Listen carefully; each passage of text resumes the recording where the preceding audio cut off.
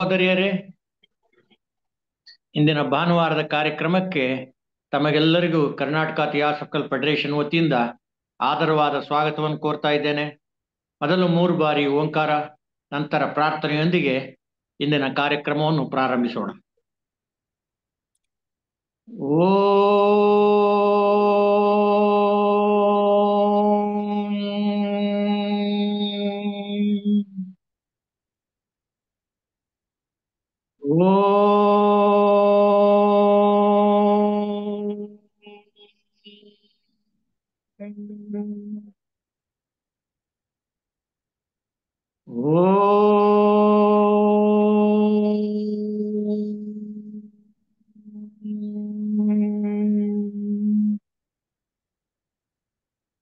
ಪ್ರತಿ ಅಣುವಿನಲ್ಲಿಯೂ ಚಲಿಸುತ್ತಿರುವ ಗುಪ್ತ ಚೇತನವೇ, ಪ್ರತಿ ಪ್ರಾಣಿಯಲ್ಲಿಯೂ ಬೆಳಗುತ್ತಿರುವ ಗುಪ್ತ ಜ್ಯೋತಿಯೇ, ಎಲ್ಲವನ್ನೂ ಒಂದನ್ನಾಗಿ ಸೇರಿಸಿರುವ ಗುಪ್ತ ಪ್ರೇಮವೇ, ನಿನ್ನೊಡನೆ ಒಂದಾಗಿಯನೆಂದು ತಿಳಿದಿರುವ ಪ್ರತಿಯೊಬ್ಬನೂ ಆ ಕಾರಣದಿಂದಲೇ ಇತರರೊಂದಿಗೂ ತನ್ನ ಐಕ್ಯತೆಯನ್ನರಿಯಲಿ. ಸಹೋದರ ಸಹೋದರಿಯರೇ, ಮತ್ತೊಮ್ಮೆ ತಮಗೆಲ್ಲರಿಗೂ ಆದರವಾದ ಸ್ವಾಗತವನ್ನು ಕೋರ್ತಾ ಇದ್ದೇನೆ. ಇಂದಿನ ಭಾನುವಾರ, ಇಂದಿನ ವಿಷಯ ಸರ್ವೇಶ್ವರನೆಂಬ ಆತ್ಮ, ಮಾಂಡುಕ್ಯ ಉಪನಿಷತ್ತಿನಿಂದ. ಇದನ್ನು ಉಪನ್ಯಾಸ ಮಾಡಲು ನಮ್ಮ ಹಿರಿಯ ಸೋದರಿಯವರಾದ ಲಲಿತಾ ನಟರಾಜ್ ಅವರಿದ್ದಾರೆ. ಅವರು ನಮಗೆ ನಿಮಗೆಲ್ಲ ತುಂಬಾ ಚಿರಪರಿಚಿತರು. ಕರ್ನಾಟಕ ರಾಜ್ಯದಾದ್ಯಂತ ಎಲ್ಲ ಲಾಡ್ಜ್ಗಳಿಗೆ ಭೇಟಿ ನೀಡಿ ಥಿಯಾಸಫಿ ವ್ಯಾಸಂಗ ಗೋಷ್ಠಿಗಳನ್ನು ನಿರ್ದೇಶಿಸಿದ್ದಾರೆ ಮತ್ತು ಉಪನ್ಯಾಸಗಳನ್ನು ಮಾಡಿದ್ದಾರೆ. ಹಲವಾರು ವರ್ಷಗಳಿಂದ ಯಡಿಯೂರಿನಲ್ಲಿ ಬುದ್ಧ ಪೂರ್ಣಿಮೆ ಸಮಯದಲ್ಲಿ ವ್ಯಾಸಂಗ ಗೋಷ್ಠಿಯನ್ನು ತಪ್ಪದೆ ನಡೆಸಿಕೊಂಡು ಬರ್ತಾ ಇದ್ದಾರೆ. ಬೆಂಗಳೂರು ಸಿಟಿ ಲಾಡ್ಜ್ನಲ್ಲಿ ಸಹ ಪ್ರತಿ ತಿಂಗಳು ಭಾನುವಾರಗಳನ್ನು ಉಪನ್ಯಾಸ ಮಾಡ್ತಾ ಇದ್ದಾರೆ. ಬುದ್ಧರ ಬೋಧನೆಗಳನ್ನು ಆಳವಾಗಿ ಅಧ್ಯಯನ ಮಾಡಿದ್ದಾರೆ. ಇವರ ಕೆಲವೊಂದು ಉಪನ್ಯಾಸಗಳನ್ನು 16-17 ಸಾವಿರಕ್ಕೂ ಹೆಚ್ಚು ಜನ ವೀಕ್ಷಿಸಿರುವುದನ್ನು ತಾವು ಯೂಟ್ಯೂಬ್ನಲ್ಲಿ ನೋಡಬಹುದು. ಇವರು ತಮ್ಮ ಪತಿ ಸೋದರ ನಟರಾಜ್ ಅವರೊಂದಿಗೆ ಹಲವಾರು ಲಾಡ್ಜ್ಗಳಿಗೆ ಭೇಟಿ ಕೊಟ್ಟಿದ್ದಾರೆ. ಇವರಿಗೆ ನಿಮ್ಮೆಲ್ಲರ ಪರವಾಗಿ ಹೃತ್ಪೂರ್ವಕವಾದ ಸ್ವಾಗತವನ್ನು ಕೋರ್ತಾ ಇದ್ದೇನೆ ಮತ್ತು ಇಂದಿನ ಉಪನ್ಯಾಸ ನೀಡಲು ಕೇಳ್ಕೊಳ್ತಾ ಇದ್ದೇನೆ. ವಂದನೆಗಳು. ಜೀವನ್ಮುಕ್ತ ಮಹಾತ್ಮರನ್ನ ಸ್ಮರಣೆ ಮಾಡ್ತಾ ಇವತ್ತಿನ ಒಂದು ವ್ಯಾಸಂಗವನ್ನ ನಾವು ಪ್ರಾರಂಭ ಮಾಡೋಣ. ಈಗ ನಾವಾಗ್ಲೇ ಮಾಂಡುಕ್ಯ ಉಪನಿಷತ್ತನ್ನ ಅಭ್ಯಾಸ ಮಾಡ್ತಾ ಇದ್ದೇವೆ. ಉಪನಿಷತ್ತುಗಳಿದೆಯಲ್ಲ, ಅದು ಜ್ಞಾನ ಭಂಡಾರಗಳು ಅಂತ ಹೇಳ್ಬೋದು. ಅದರಲ್ಲಿ ಒಬ್ಬೊಬ್ಬ ಋಷಿಯು ಕೂಡ ಒಂದೊಂದು ದಿಕ್ಕಿನಲ್ಲಿ ಸತ್ಯವನ್ನ ಅರೆಸುವಂತಹ ಒಂದು ವಿಧಾನವನ್ನ ತಿಳಿಸ್ಕೊಡ್ತಾ ಹೋಗ್ತಾರೆ. ಪ್ರತಿಯೊಬ್ಬ ಋಷಿಯು ಅವರವರದ್ದೇ ಆದ ರೀತಿಯಲ್ಲಿ ಅವರು ಕಂಡುಕೊಂಡಂತಹ ಸತ್ಯವನ್ನ ಅವರು ನಮ್ಗೆ ತಿಳಿಸ್ಕೊಡ್ತಾ ಹೋಗ್ತಾರೆ. ಹಾಗೆ ನಾವೀಗ ಅಭ್ಯಾಸ ಮಾಡ್ತಿರೋದು ಮಾಂಡುಕ್ಯ ಉಪನಿಷತ್ತು. ಈ ಉಪನಿಷತ್ತಲ್ಲಿ ಎಷ್ಟು ದೊಡ್ಡ ಉಪನಿಷತ್ತು ಅಂದ್ರೆ ಬರಿಯ 12 ಶ್ಲೋಕಗಳಿರುವಂತಹ ಉಪನಿಷತ್ತು. ಆದರೆ ಅಗಾಧವಾದಂತಹ ಸತ್ಯವನ್ನ ತನ್ನ ಒಳಗೆ ಅಡಗಿಸಿಕೊಂಡಿರುವಂತಹ ಉಪನಿಷತ್ತು ಇದು. ನಾವೇನೇನ್ ಮಾಡಿದ್ವಿ ಅಂದ್ರೆ, ಈ ಉಪನಿಷತ್ತನ್ನ ವ್ಯಾಸಂಗ ಮಾಡುವಾಗ ಮೊದಲು ಪ್ರಣವ ಅಂದ್ರೇನು ಅಂತ ತಿಳ್ಕೊಂಡ್ವಿ. ಅಂದ್ರೆ ಓಂಕಾರ ಅಂದ್ರೇನು, ಓಂಕಾರದ ಮಹತ್ವ ಏನು ಅನ್ನೋದನ್ನ ಅರ್ಥ ಮಾಡ್ಕೊಂಡ್ವಿ. ಆ ಓಂಕಾರವೇ ಎಲ್ಲ ಅನ್ನೋ ವಿಷಯವನ್ನ ತಿಳ್ಕೊಂಡ್ವಿ. ಅದಾದ ನಂತರ ಮಾನವನ ಅವಸ್ಥೆಗಳು, ಅಂದ್ರೆ ಈಗ ನಮ್ಗೆ ದಿನ ಬೆಳಕರಿದ್ರೆ ನಾವು ಬೆಳಗಿಂದ ರಾತ್ರಿಯವರೆಗೂ ಅಂದ್ರೆ ಮತ್ತೆ ಮಾರನೇ ದಿನ ಬೆಳಿಗ್ಗೆ 24 ಗಂಟೆಗಳಲ್ಲಿ ನಮ್ಮಲ್ಲಿ ಅನೇಕ ಅವಸ್ಥೆಗಳು ಬರುತ್ತೆ. ಅಂದ್ರೆ ಜಾಗೃತ ಅವಸ್ಥೆ ಅಂದ್ರೆ ಎಚ್ಚೆತ್ತ ಸ್ಥಿತಿ, ಈಗ ನಾವೇನಿದ್ದೇವೆ ಆ ಸ್ಥಿತಿ, ಎಚ್ಚೆತ್ತಿರುವಂತಹ ಸ್ಥಿತಿ.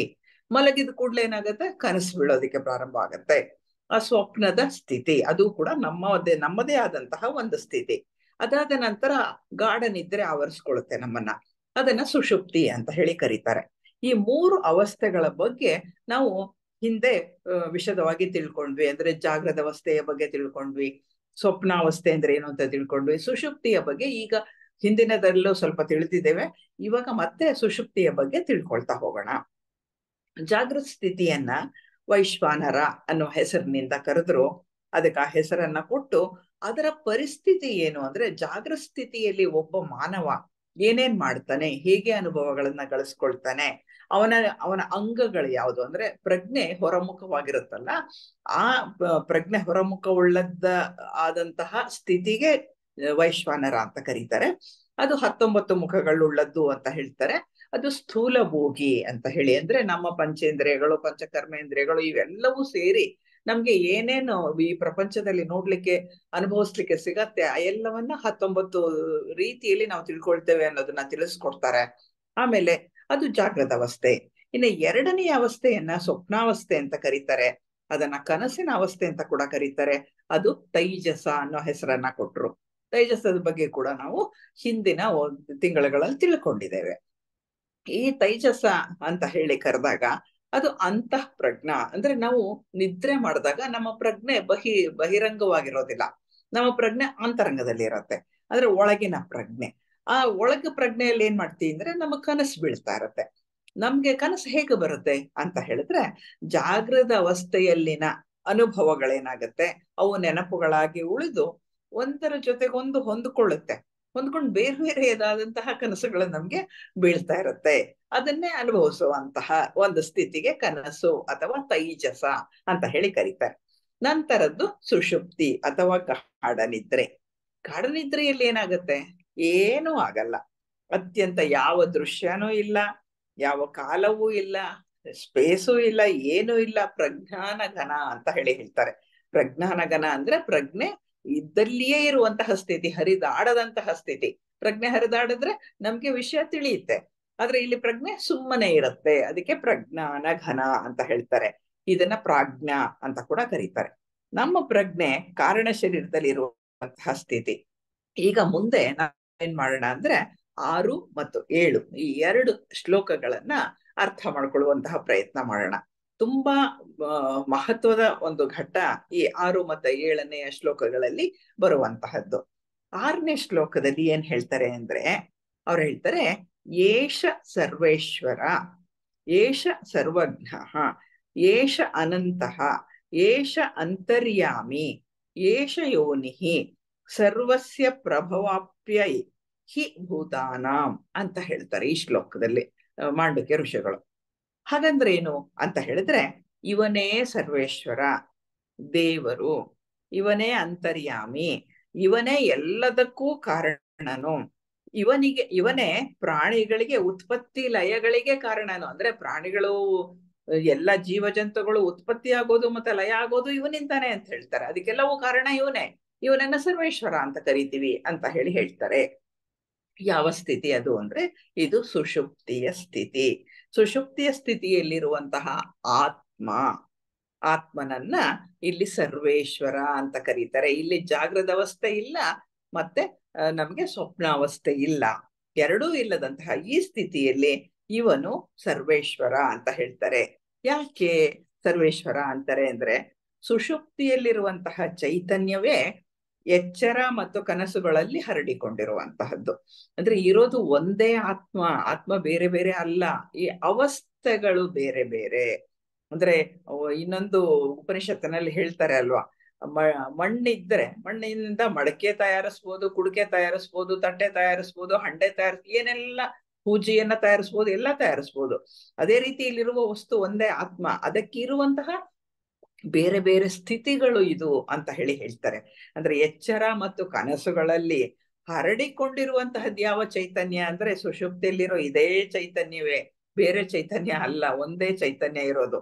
ಈ ಚೈತನ್ಯ ಎಲ್ಲದಕ್ಕೂ ಒಡೆಯ ಅಂತ ಹೇಳ್ತಾರೆ. ಅಂದ್ರೆ ಎಲ್ಲದರ ಒಡೆತನ ಇದು ಈ ಚೈತನ್ಯದ್ದೇ. ಅಂದ್ರೆ ಈ ಚೈತನ್ಯದಿಂದಲೇ ವಿಧ ವಿಧವಾಗಿ ಕಾಣಿಸುತ್ತಿರುವ ಇಡೀ ಜಗತ್ತು ಸೃಷ್ಟಿಯಾಗಿದೆ ಅಂತಾರೆ. ನಮಗೆ ಗೊತ್ತಿದೆ ಅಲ್ವಾ, ಆತ್ಮನಿಂದನೇ ಎಲ್ಲವೂ ಸೃಷ್ಟಿಯಾಗಿರುವಂತಹದ್ದು ಅಂತ. ಹಾಗಾಗಿ ಇಲ್ಲಿ ಅದನ್ನ ಹೇಳ್ತಾರೆ, ಆ ಏಕ ಚೈತನ್ಯದಿಂದಲೇ ಇಡೀ ಜಗತ್ತಿನ ಸೃಷ್ಟಿಯಾಗಿದೆ. ಅದಕ್ಕೆ ಇವನು ಸರ್ವೇಶ್ವರ ಅಂತ ಹೇಳ್ತಾರೆ. ಈ ಚೈತನ್ಯಕ್ಕೆ ಸರ್ವಜ್ಞ ಅಂತ ಹೇಳ್ತಾರೆ. ಅಂದ್ರೆ ಎಲ್ಲವನ್ನ ಅರಿತವನು ಅಂತ. ಎಲ್ಲ ವಸ್ತುಗಳ ಹಿಂದೆ ಇರುವಂತಹ ಏಕಮಾತ್ರ ಚೈತನ್ಯ ಇದು, ಅದೇ ಸರ್ವೇಶ್ವರ. ಆ ಚೈತನ್ಯದಲ್ಲಿ, ಏಕೈಕ ಚೈತನ್ಯದಲ್ಲಿ ನೆಲೆಸಿರುವಂತಹ ಒಂದು ಆ ಶಕ್ತಿ ಏನಿದೆ, ಅದೇ ಶಕ್ತಿ ಅದು. ಎಲ್ಲ ವಸ್ತುಗಳು ಯಾವುದರಿಂದ ಮಾಡಲ್ಪಟ್ಟಿದೆಯೋ ಅದರ ಒಳಗೆ ಇದ್ದಾನೆ ಅವನು, ಬೇರೆ ಕಡೆ ಎಲ್ಲೂ ಇಲ್ಲ. ತಾನೇ ಸೃಷ್ಟಿಸಿದಂತಹ ಈ ಸೃಷ್ಟಿಯಲ್ಲೂ ಭಗವಂತ ಇದ್ದಾನೆ, ಸೃಷ್ಟಿಯ ಹೊರಗೂ ಇದ್ದಾನೆ. ಗಾಢ ನಿದ್ರೆಯಲ್ಲಿ ಇರುವಂತಹ ಈ ಸ್ಥಿತಿಯಲ್ಲಿ ನಾವು ಅದನ್ನ ಅಲ್ಲಿ ಮುಟ್ಟಿದ್ದೇವೆ, ಅಲ್ಲಿ ಮುಟ್ಟಿರ್ತೇವೆ. ದಿನವೂ ಕೂಡ ಗಾಢ ನಿದ್ರೆ ಯಾವಾಗೆಲ್ಲ ಮಾಡ್ತೀವೋ ಆಗೆಲ್ಲ ಈ ಒಂದು ಸ್ಥಿತಿಯನ್ನ ನಾವು ಅನುಭವಿಸಿರ್ತೇವೆ. ಹಾಗಾಗಿ ಅದರ ಒಳಗೆ ಎಲ್ಲ ಸೃಷ್ಟಿಯನ್ನ ಮಾಡಿ ಅದರ ಒಳಗೆ ಇರುವವನು, ಎಲ್ಲದರ ಸಾರ ಸರ್ವಸ್ವವೇ ಅವನು. ಅಂದ್ರೆ ಪ್ರತಿಯೊಂದರಲ್ಲಿ ಇರುವಂತಹ ಏಕ ಚೈತನ್ಯವೇ ಅದು ಅಂತ ಹೇಳ್ತಾ ಇದ್ದಾರೆ. ಅದನ್ನ ವಿಧ ವಿಧವಾಗಿ ಬೇರೆ ಬೇರೆ ರೀತಿಯಲ್ಲಿ ಅವರು ವರ್ಣಿಸ್ತಾರೆ, ಬೇರೆ ಬೇರೆ ಪದಗಳನ್ನು ಉಪಯೋಗಿಸಿ ವರ್ಣನೆಯನ್ನ ಕೊಡ್ತಾರೆ. ಅದಿರೋದು ಒಂದೇ, ಅದನ್ನ ಹೀಗೆಲ್ಲ ಕರಿತೀವಿ ಅಂತ ಹೇಳಿ ಅದೇ ಸರ್ವಜ್ಞ, ಅದೇ ಚೈತನ್ಯ ಅಂತ ಹೇಳ್ತಾ ಎಲ್ಲದರ ಹಿಂದಿರುವ ಸಾರ ಸರ್ವಸ್ವ ಅದೇ ಅಂತ ಹೇಳ್ತಾರೆ. ಚೈತನ್ಯವೇ ಅದು ಅಂತ ಹೇಳ್ತಾರೆ. ಒಂದು ಸಾರಿ ಇದನ್ನ ಅರ್ಥ ಮಾಡಿಕೊಂಡಲ್ಲಿ ನಾವು ಸರ್ವಜ್ಞರಾಗ್ತೇವೆ ಅಂತಾರೆ. ಏನನ್ನ ಅರ್ಥ ಮಾಡ್ಕೊಳ್ಳೋದು? ನಮ್ಮ ಆತ್ಮನನ್ನ ಅರಿಯುವುದು. ನಮ್ಮ ಆತ್ಮನನ್ನ ಯಾವಾಗ ನಾವು ಅರ್ಥ ಮಾಡ್ಕೊಳ್ತೀವೋ ಆಗ ನಾವು ಸರ್ವಜ್ಞರಾಗ್ತೇವೆ ಅಂತ ಹೇಳಿ ಈ ಋಷಿ ಹೇಳ್ತಾರೆ. ಅಲ್ಲಿ ಮಣ್ಣನ್ನ ಅರ್ಥ ಮಾಡ್ಕೊಂಡ್ರೆ ಮಡಿಕೆ, ಕುಡಿಕೆ, ಗಡಿಗೆ, ಲೋಟ, ತಟ್ಟೆ ಇವೆಲ್ಲವೂ ಕೂಡ ಅದರ ಮೂಲ ವಸ್ತುವನ್ನ ಅರ್ಥ ಮಾಡ್ಕೊಂಡ್ರೆ ಅದರ ಪರಿಸ್ಥಿತಿ ಏನು ಅನ್ನೋದು ನಮ್ಗೆ ಗೊತ್ತಾಗತ್ತಲ್ವಾ? ಅದೇ ರೀತಿಯಲ್ಲಿ ಇದು ಈ ಎಲ್ಲದರ ಮೂಲ ಮಣ್ಣೇ ಆಗಿರೋದ್ರಿಂದ ಮಣ್ಣನ್ನ ತಿಳಿದರೆ ಎಲ್ಲವೂ ತಿಳಿದಂತೆ, ನೂಲನ್ನ ತಿಳಿದರೆ, ಅದರ ದಾರವನ್ನ ತಿಳಿದರೆ ಎಲ್ಲ ಬಟ್ಟೆಗಳನ್ನ ಅದು ಹೇಗಿದೆ ಅನ್ನೋದನ್ನ ಅರ್ಥ ಮಾಡ್ಕೊಂಡಂತೆ ಅಂತ ಹೇಳ್ತಾರೆ. ಹಾಗಾಗಿ ಮೊದಲು ಈ ಸರ್ವೇಶ್ವರನ ಬಗ್ಗೆ ಅಥವಾ ಆತ್ಮನ ಬಗ್ಗೆ ತಿಳ್ಕೊಂಡ್ರೆ ಬಾಕಿ ಎಲ್ಲವನ್ನ ಕೂಡ ನಾವು ಅರ್ಥ ಮಾಡಿಕೊಳ್ಳಬಹುದು ಅನ್ನುವ ಮಾತನ್ನ ಈ ಒಂದು ಶ್ಲೋಕದಲ್ಲಿ ಮಾಂಡಕ್ಯ ಋಷಿ ಹೇಳ್ತಾರೆ. ಸರಿಯಾಗಿ ಅರ್ಥ ಮಾಡ್ಕೋಬೇಕು. ಇನ್ನೂ ಸರಿ ಹೋಗ್ಲಿಲ್ಲ, ಈ ಚೈತನ್ಯ ಅಂತೀರಾ, ಇದು ಅಂತ ಹೇಳ್ತೀರಾ, ಸರ್ವಜ್ಞ ಅಂತೀರಾ ಅಂತಂದ್ರೆ ಅಲ್ಲಿ ಹೇಳ್ತಾರೆ ಸರಿಯಾಗಿ ಅರ್ಥ ಮಾಡ್ಕೋಬೇಕು ಅಂದ್ರೆ ಯಾವ ಚೈತನ್ಯ ಸುಷುಪ್ತಿಯಲ್ಲಿ ಸುಪ್ತಾವಸ್ಥೆಯಲ್ಲಿ ಪ್ರಜ್ಞಾನ ಘನವಾಗಿದೆಯೋ ಅದೇ ಚೈತನ್ಯವೇ ಕನಸಿನಲ್ಲೂ ಇದೆ, ಅದೇ ಚೈತನ್ಯವೇ ಸ್ಥೂಲವಾಗಿ ಎಚ್ಚರದ ಸ್ಥಿತಿಯಲ್ಲಿಯೂ ಹರಡಿಕೊಂಡಿದೆ. ಅಂದ್ರೆ ಇರೋದು ಒಂದೇ ಚೈತನ್ಯ, ಎಲ್ಲ ಸ್ಥಿತಿಗಳಲ್ಲಿ ಅದು ಇದೆ, ಅದೇ ಇರುತ್ತೆ, ಬೇರೆ ಏನು ಅಲ್ಲ. ಜಾಗೃತ ಅವಸ್ಥೆ ವೈಶ್ವಾನರ ಅಂದ್ರೆ ಬೇರೆ, ತೈಜಸ ಅಂದ್ರೆ ಬೇರೆ ಅಲ್ಲ. ಈ ಸುಷುಪ್ತಿಯ ಸ್ಥಿತಿಯಲ್ಲಿರುವಂತಹದ್ದೇ ಎಲ್ಲ ಕಡೆಯೂ ಕೂಡ ಹರಡ್ಕೊಂಡಿದೆ ಅಂತ ಹೇಳ್ತಾ ಅದೇ ಸ್ಥೂಲವಾಗಿ ಎಚ್ಚರದ ಸ್ಥಿತಿಯಲ್ಲಿ ಹರಡ್ಕೊಂಡಿದೆ, ಅದೇ ಎಲ್ಲವೂ ಆಗಿರೋದ್ರಿಂದ ಅದು ಅಂತರ್ಯಾಮಿ ಅಥವಾ ಸ್ಪೇಸ್ ಅಂತ ಕರಿಬಹುದು, ಅಥವಾ ಅವಕಾಶ ಅಂತ ಕರಿಬಹುದು, ಆಕಾಶ ಅಂತ ಕರಿಬಹುದು. ಈ ಸ್ಪೇಸ್ ಅನ್ನೋದು ಇದೆಯಲ್ಲ ಅದನ್ನೇ ದೇವರು ಅಂತ ಕೂಡ ಕರೀತಾರೆ. ಅಂದ್ರೆ ಆ ಏಕ ಚೈತನ್ಯ ಆ ಸ್ಪೇಸ್ ಅಲ್ಲೂ ಕೂಡ ಹರಡಿದೆಯಲ್ಲ ಅದೇ ದೇವರು ಅಂತ ಹೇಳ್ತಾರೆ. ಇದಕ್ಕೆ ಕೊನೆ ಇಲ್ಲ, ಒಳಗೆ ಹೊರಗೆ ಅನ್ನುವುದಿಲ್ಲ. ಅಂದ್ರೆ ಒಳ ಹೊರಗು ಎರಡು ಉಭಯ ಅನ್ನೋದು ಇಲ್ವೇ ಇಲ್ಲ, ಅದಕ್ಕೆ ಇರೋದೆಲ್ಲ ಒಂದೇ. ಒಳಗೂ ಇದೆ ಅದು, ಹೊರಗೂ ಇದೆ. ಹಾಗಾಗಿ ಅದು ಸದಾಕಾಲ ಎಲ್ಲ ಕಡೆಯೂ ಇರುವಂತಹದ್ದು ಅಂತ ಹೇಳ್ತಾ ಅದು ಅನಂತವಾದದ್ದು ಅಂತ ಅದರ ಗುಣವನ್ನ ಕೂಡ ಹೇಳ್ತಾರೆ. ಅಂದ್ರೆ ಅದು ಅನಂತವಾಗಿರುವಂತಹ ಚೈತನ್ಯ, ಆ ಚೈತನ್ಯವೇ ನಮ್ಮಲ್ಲಿ ಈಗ ಸುಷುಪ್ತಿಯ ಸ್ಥಿತಿಯಲ್ಲಿ ಪ್ರಜ್ಞಾನ ಘನವಾಗಿ ಅದು ಮಲಗಿದೆ ಅಂತ ಹೇಳ್ತಾರೆ. ಸುಷುಪ್ತಿಯ ಸ್ಥಿತಿ ಅಂತಂದ್ರೆ ನಮಗೆ ಗೊತ್ತಾಗಿದೆ, ಹೋದ್ ಸರ್ತಿ ಕೂಡ ನಾವು ಅದನ್ನ ಸ್ವಲ್ಪ ನೋಡಿದ್ವಿ. ಗಾಢ ನಿದ್ರೆಯ ಸ್ಥಿತಿ ಅಥವಾ ತನಿ ನಿದ್ರೆಯ ಸ್ಥಿತಿ. ರಾತ್ರಿ ದಿವಸನೂ ನಾವು ಮಲ್ಕೊಂಡಾಗ ಕನಸು ಬರುತ್ತೆ, ಕನಸಾದ ತಕ್ಷಣ ಗಾಢ ನಿದ್ರೆಗೆ ಹೋಗ್ತೀವಿ. ಅವಾಗ ಹೊರಗಡೆ ಏನೇ ಶಬ್ದವಾಗ್ಲಿ ನಮ್ಗೆ ಗೊತ್ತಾಗೋದೇ ಇಲ್ಲ, ಗಾಢ ನಿದ್ರೆ ಇರತ್ತೆ. ಮತ್ತೆ ಕನಸು ಬೀಳೋದಕ್ಕೆ ಪ್ರಾರಂಭ ಆಗುತ್ತೆ, ಗಾಢ ನಿದ್ರೆಯಿಂದ ಹೊರಗೆ ಬರ್ತೀವಿ ನಾವು ಆ ಸ್ಥಿತಿಯಿಂದ, ಮತ್ತೆ ಕನಸು ಬೀಳಕ್ಕೆ ಶುರುವಾಗತ್ತೆ, ಮತ್ತೆ ಏನಾಗುತ್ತೆ, ಮತ್ತೆ ಗಾಢ ನಿದ್ರೆಗೆ ಹೋಗ್ಬಿಡ್ತೀವಿ. ಹಾಗೆ ನಿದ್ರೆಯನ್ನ, ಗಾಢ ನಿದ್ರೆಯನ್ನ ಅನುಭವಿಸ್ತಾ ಎಚ್ಚರ ಮತ್ತೆ ಕನಸು ಮತ್ತೆ ಗಾಢ ನಿದ್ರೆಯ ಸ್ಥಿತಿಯಲ್ಲಿ ಇರ್ತೇವೆ. ಹಗಲೊತ್ತು ಏನಾಗುತ್ತೆ, ಹಗಲೊತ್ತು ನಾವು ಎಚ್ಚರದ ಸ್ಥಿತಿಯಲ್ಲಿ ಇರ್ತೇವೆ. ಹಗಲೊತ್ತು ನಮ್ಗೆ ಸಂಪೂರ್ಣ ಜಾಗೃತ ಸ್ಥಿತಿ ಇರತ್ತೆ. ಅವಾಗ ಮಲಗಿದ್ರೆ ಕನಸು ಬಿದ್ರೆ ಕೂಡ ಅದು ಕನಸಿನ ಇದಕ್ಕೇನೆ ಹೋಗತ್ತೆ. ಅದು ಹಗಲು ಎಚ್ಚರದ ಸ್ಥಿತಿನಲ್ಲಿರ್ತೇವೆ. ಅಂದ್ರೆ ನಾವು ಮಾನವರಾದಂತ ನಾವು ಈ ಮೂರು ಸ್ಥಿತಿಗಳಲ್ಲಿ ಒಂದು ದಿವಸದ 24 ಗಂಟೆಗಳಲ್ಲಿ ಮೂರೂ ಸ್ಥಿತಿಯನ್ನ ಅನುಭವಿಸ್ತೇವೆ. ಯಾವುದದು? ಎಚ್ಚರದ ಸ್ಥಿತಿ ಹೆಚ್ಚಿಗೆ ಇರ್ತೀವಿ, ಯಾಕೆಂದ್ರೆ ಸುಮಾರು 18 ಗಂಟೆಗಳ ಕಾಲ ನಾವು ಎದ್ದಿರ್ತೇವೆ. ಅದಾದ ನಂತರ ಕನಸು ಅದು ಎಷ್ಟೊತ್ತು ಗೊತ್ತಿಲ್ಲ ನಮ್ಗೆ. ಆಮೇಲೆ ತನಿ ನಿದ್ರೆ, ಅದೇ ಗಾಢ ನಿದ್ರೆ ಎಷ್ಟು ಗೊತ್ತಿಲ್ಲ ನಮ್ಗೆ. ಅದು ಎಷ್ಟೊತ್ತು ಬರುತ್ತೆ ಅಂತ ಹೇಳಿ ನಾವು ಲೆಕ್ಕ ಹಾಕ್ಲಿಕ್ಕೆ ಆಗಲ್ಲ. ಅದರ ವೇಳೆಯನ್ನ, ಅಂದ್ರೆ ಇಷ್ಟು ಹೊತ್ತು ನಾನು ಗಾಢ ನಿದ್ದೆಗೆ ಹೋದೆ ಅಂತ ಹೇಳಲಿಕ್ಕೆ ಸಾಧ್ಯ ಇಲ್ಲ. ನಿದ್ದೆ ಬರುವಾಗ ಕೂಡ ಅಷ್ಟೇ, ಯಾವಾಗ ನಿದ್ದೆ ಬಂತು ಅಂತ ನಾವು ಗಡಿಯಾರನೇ ನೋಡ್ತಾ ಕೂತಿದ್ರೆ ನಮ್ಗೆ ನಿದ್ರೆನೇ ಬರೋದಿಲ್ಲ. ಎಚ್ಚೆತ್ತು ಅದನ್ನೇ ನೋಡ್ತಾ ಇರ್ತೀವಿ. ಯಾವಾಗ ನಿದ್ದೆ ಬಂತು, ನಾನು 10 ಗಂಟೆ 10 ನಿಮಿಷದವರೆಗೂ ಎದ್ದಿದ್ದೆ, ಆಮೇಲೆ ಯಾವಾಗ ನಿದ್ದೆ ಬಂತೋ ಗೊತ್ತಿಲ್ಲ. ಯಾಕೆಂದ್ರೆ ತಕ್ಷಣ ಬಂದಿರೋದಿಲ್ಲ, ನಾವು ನಿದ್ದೆ ಬರುವಾಗ ಅದನ್ನ ನೋಡ್ಲಿಕ್ಕೆ ಸಾಧ್ಯ ಇಲ್ಲ. ಹಾಗೆ ಈ ಮೂರು ಅವಸ್ಥೆಗಳನ್ನ ಅಂದ್ರೆ ಎಚ್ಚೆತ್ತ ಸ್ಥಿತಿ, ಮತ್ತೆ ಕನಸಿನ ಸ್ಥಿತಿ ಮತ್ತು ತನಿ ನಿದ್ರೆಯ ಸ್ಥಿತಿ, ಇವುಗಳನ್ನ ಒಂದರ ಹಿಂದೆ ಒಂದರಂತೆ ನಾವು ಅನುಭವಿಸ್ತಾ ಇರ್ತೇವೆ. ಇಲ್ಲಿ ನಮ್ಮದೇ ಆತ್ಮ ಇರೋದು, ಒಂದೇ ಆತ್ಮ.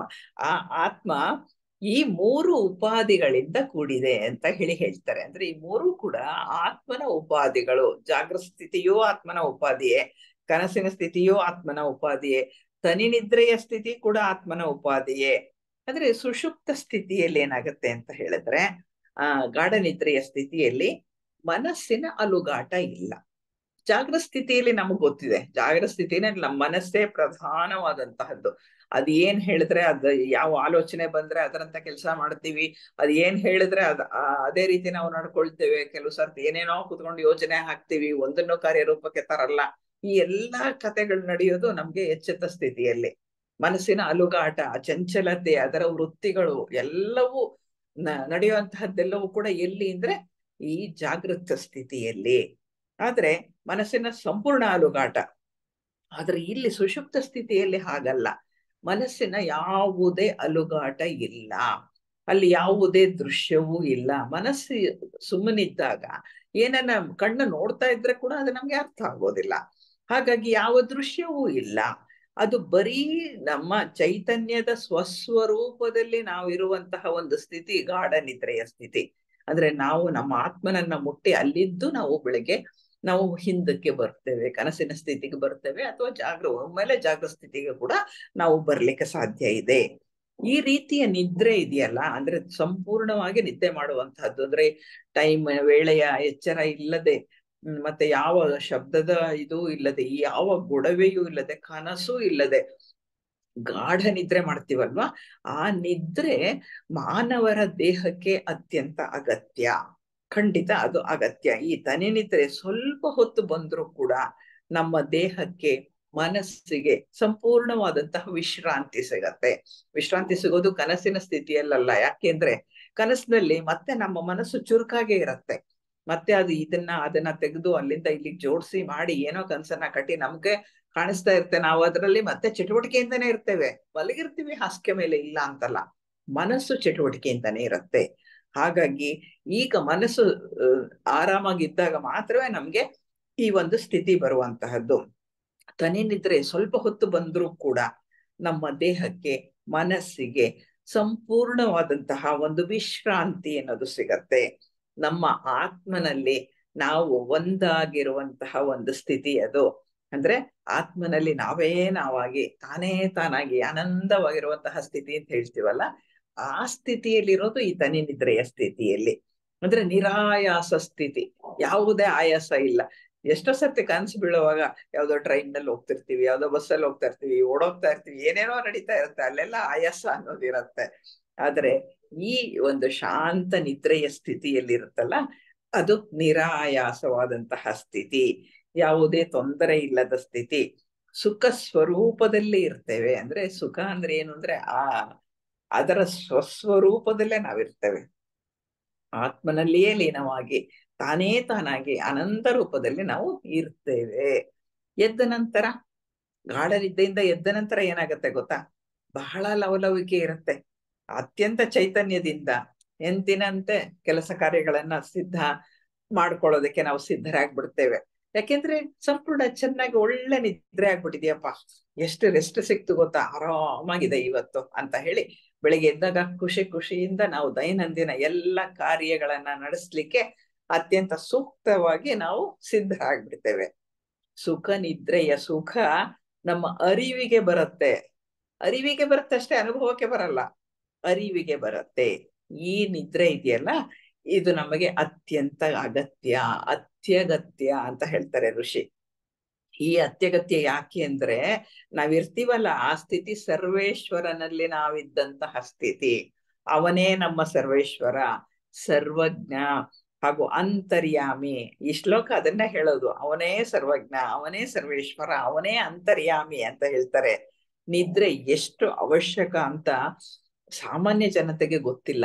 ಈ ನಿದ್ರೆ, ಈ ತನಿ ನಿದ್ರೆ ಇದೆಯಲ್ಲ, ಅದು ಅತ್ಯಂತ ಅವಶ್ಯಕ. ಅದು ಎಷ್ಟು ಅಂತ ಹೇಳಿ ಗೊತ್ತಿಲ್ಲ. ತಾನೇ ತಾನಾಗಿದ್ದು ತನ್ನೊಳಗೆ ತಾನಿರುವಂತಹ ಒಂದು ಸ್ಥಿತಿ, ಕನಸಿನ ಸ್ಥಿತಿ ಅಲ್ಲ ಅದು. ಆ ಗಾಢ ನಿದ್ರೆ ಅದು ಸ್ವಲ್ಪ ಒಂದು 10-15 ನಿಮಿಷಗಳು ಬಂದ್ರೂ ಕೂಡ ಸಾಕಾಗ್ಬಿಡುತ್ತೆ. ಆ ಸ್ಥಿತಿ ಸ್ವಲ್ಪ ಹೊತ್ತಾದ್ರೂ ನಮ್ಗೆ ಬೇಕಾಗತ್ತೆ. ನಮ್ಮ ಒಳಗೆ ನಾವು ಆನಂದದಿಂದ ಇರುವಂತಹ ಒಂದು ಸ್ಥಿತಿ ಆಗಿರತ್ತೆ ಅದು.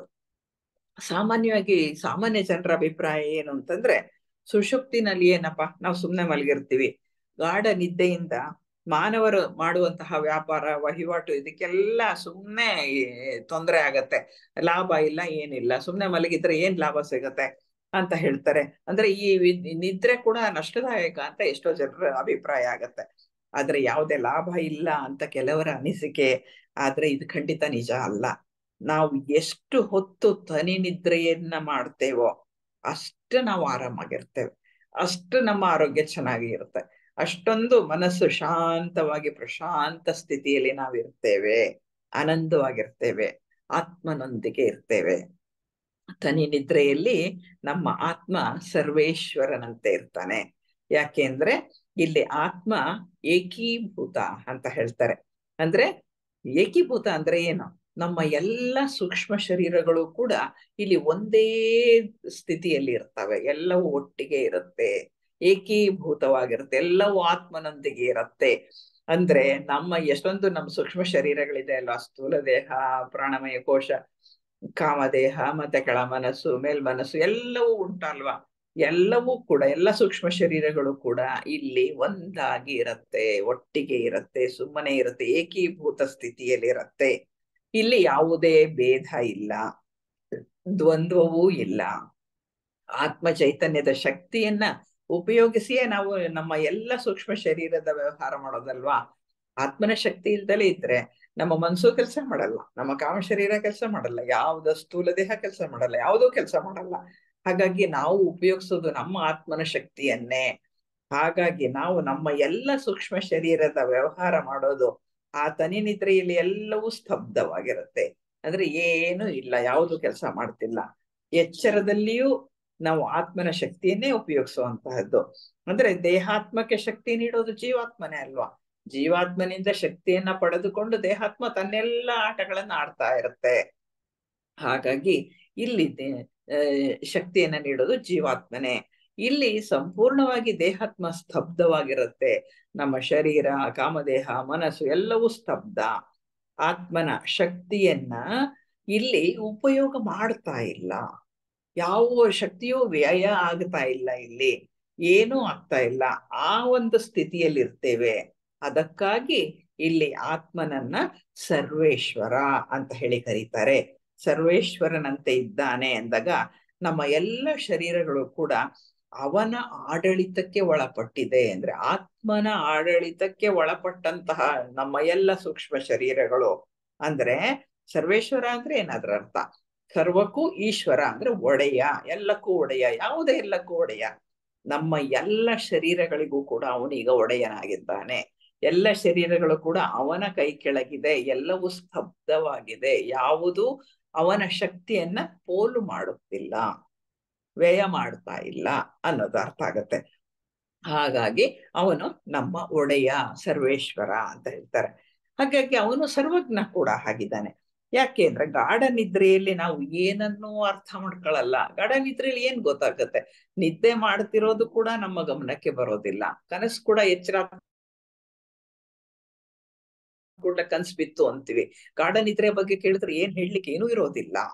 ನಿದ್ದೆ ಬಂತು, ಚೆನ್ನಾಗಿ ನಿದ್ದೆ ಬಂತು ಅನ್ನೋದು ಒಂದು ಪದ ಬಿಟ್ರೆ ಬೇರೆ ಏನನ್ನೂ ನಮ್ಗೆ ಹೇಳಲಿಕ್ಕೆ ಸಾಧ್ಯ ಇಲ್ಲ. ಈ ಗಾಢ ನಿದ್ರೆಯಲ್ಲಿ ನಾವು ಏನನ್ನೂ ಅರ್ಥ ಮಾಡ್ಕೊಳ್ಳಲ್ಲ, ಏನನ್ನೂ ಅರಿಯುವುದಿಲ್ಲ. ಯಾಕೆಂದರೆ ಅಲ್ಲಿ ಅರ್ಥ ಮಾಡಿಕೊಳ್ಳೋದಿಕ್ಕೆ ಬೇರೆ ಯಾವುದೇ ವಸ್ತು ಇಲ್ಲ, ಅರಿಯುವಂತಹ ವಸ್ತು ಇಲ್ಲ. ಅರಿಯೋದು ಅಂದ್ರೆ ಈಗ ನಾನು ಅರ್ಥ ಮಾಡ್ಕೊಳ್ತೀನಿ ಅಂದ್ರೆ ನಾನು ಅರ್ಥ ಮಾಡ್ಕೊಳಕ್ಕೂ ಬೇರೆ ಒಂದು ನಾನಲ್ಲದ ಇನ್ನೊಂದು ವಸ್ತು ಇದ್ರಷ್ಟೇ ನನ್ಗೆ ಅರ್ಥ ಮಾಡ್ಕೊಳಕ್ಕಾಗತ್ತೆ. ನನ್ನನ್ನೇ ನಾ ಅರ್ಥ ಮಾಡ್ಕೊಳಕ್ ಹೇಗಾಗತ್ತೆ? ಹಾಗೆ ಇಲ್ಲಿ ನಾವು ಅರಿಯುವಂತಹ ಯಾವುದೇ ವಸ್ತು ಇಲ್ಲಿಲ್ಲ. ನಮ್ಮಿಂದ ಬೇರೆಯದಾದ ಒಂದು ವಸ್ತು ಇದ್ರೆ ಮಾತ್ರ ಅದನ್ನ ಅರ್ಥ ಮಾಡ್ಕೊಳಕ್ಕಾಗತ್ತೆ. ಈಗ ಇದು ಒಂದು ಪೆನ್ನು ಅಂತ ಇಟ್ಕೊಳ್ಳಿ. ಈ ಪೆನ್ನು ನನ್ನಿಂದ ಬೇರೆ ಇರೋದ್ರಿಂದ ಇದು ಪೆನ್ನು, ಇದು ಹೀಗಿದೆ, ಇದ್ರ ಕೆಲಸ ಎಂತದ್ದು ಅಂತ ನಾನು ಅರ್ಥ ಮಾಡ್ಕೊಳ್ಳಬಲ್ಲೆ. ಇಲ್ದೇ ಇದ್ರೆ ಇದಿಲ್ಲದೆ ಇದ್ರೆ, ಯಾವುದೇ ವಸ್ತು ಇಲ್ಲದೆ ಇದ್ರೆ ಅರ್ಥ ಮಾಡ್ಕೊಳಕ್ ಏನೂ ಇಲ್ಲ ಅಲ್ಲಿ. ಈ ಗಾಢ ನಿದ್ರೆಯ ಸ್ಥಿತಿ ಹಾಗೆ, ತಾನಲ್ಲದ ಇನ್ನೊಂದು ವಸ್ತು ಅಲ್ಲಿ ಇರೋದಿಲ್ಲ. ಅದರಿಂದ ನಾವು ಏನನ್ನೂ ಅರ್ಥ ಮಾಡ್ಕೊಳಕ್ಕಾಗಲ್ಲ, ಏನನ್ನೂ ಅರಿಯುವುದು ಅಸಾಧ್ಯ. ಈ ಸ್ಥಿತಿಯಲ್ಲಿ ನಮ್ಮ ಆತ್ಮ ಒಂದೇ ಒಂದಾಗಿ ತಾನೇ ತಾನಾಗಿ ತನ್ನಲ್ಲಿಯೇ ಇರುತ್ತೆ.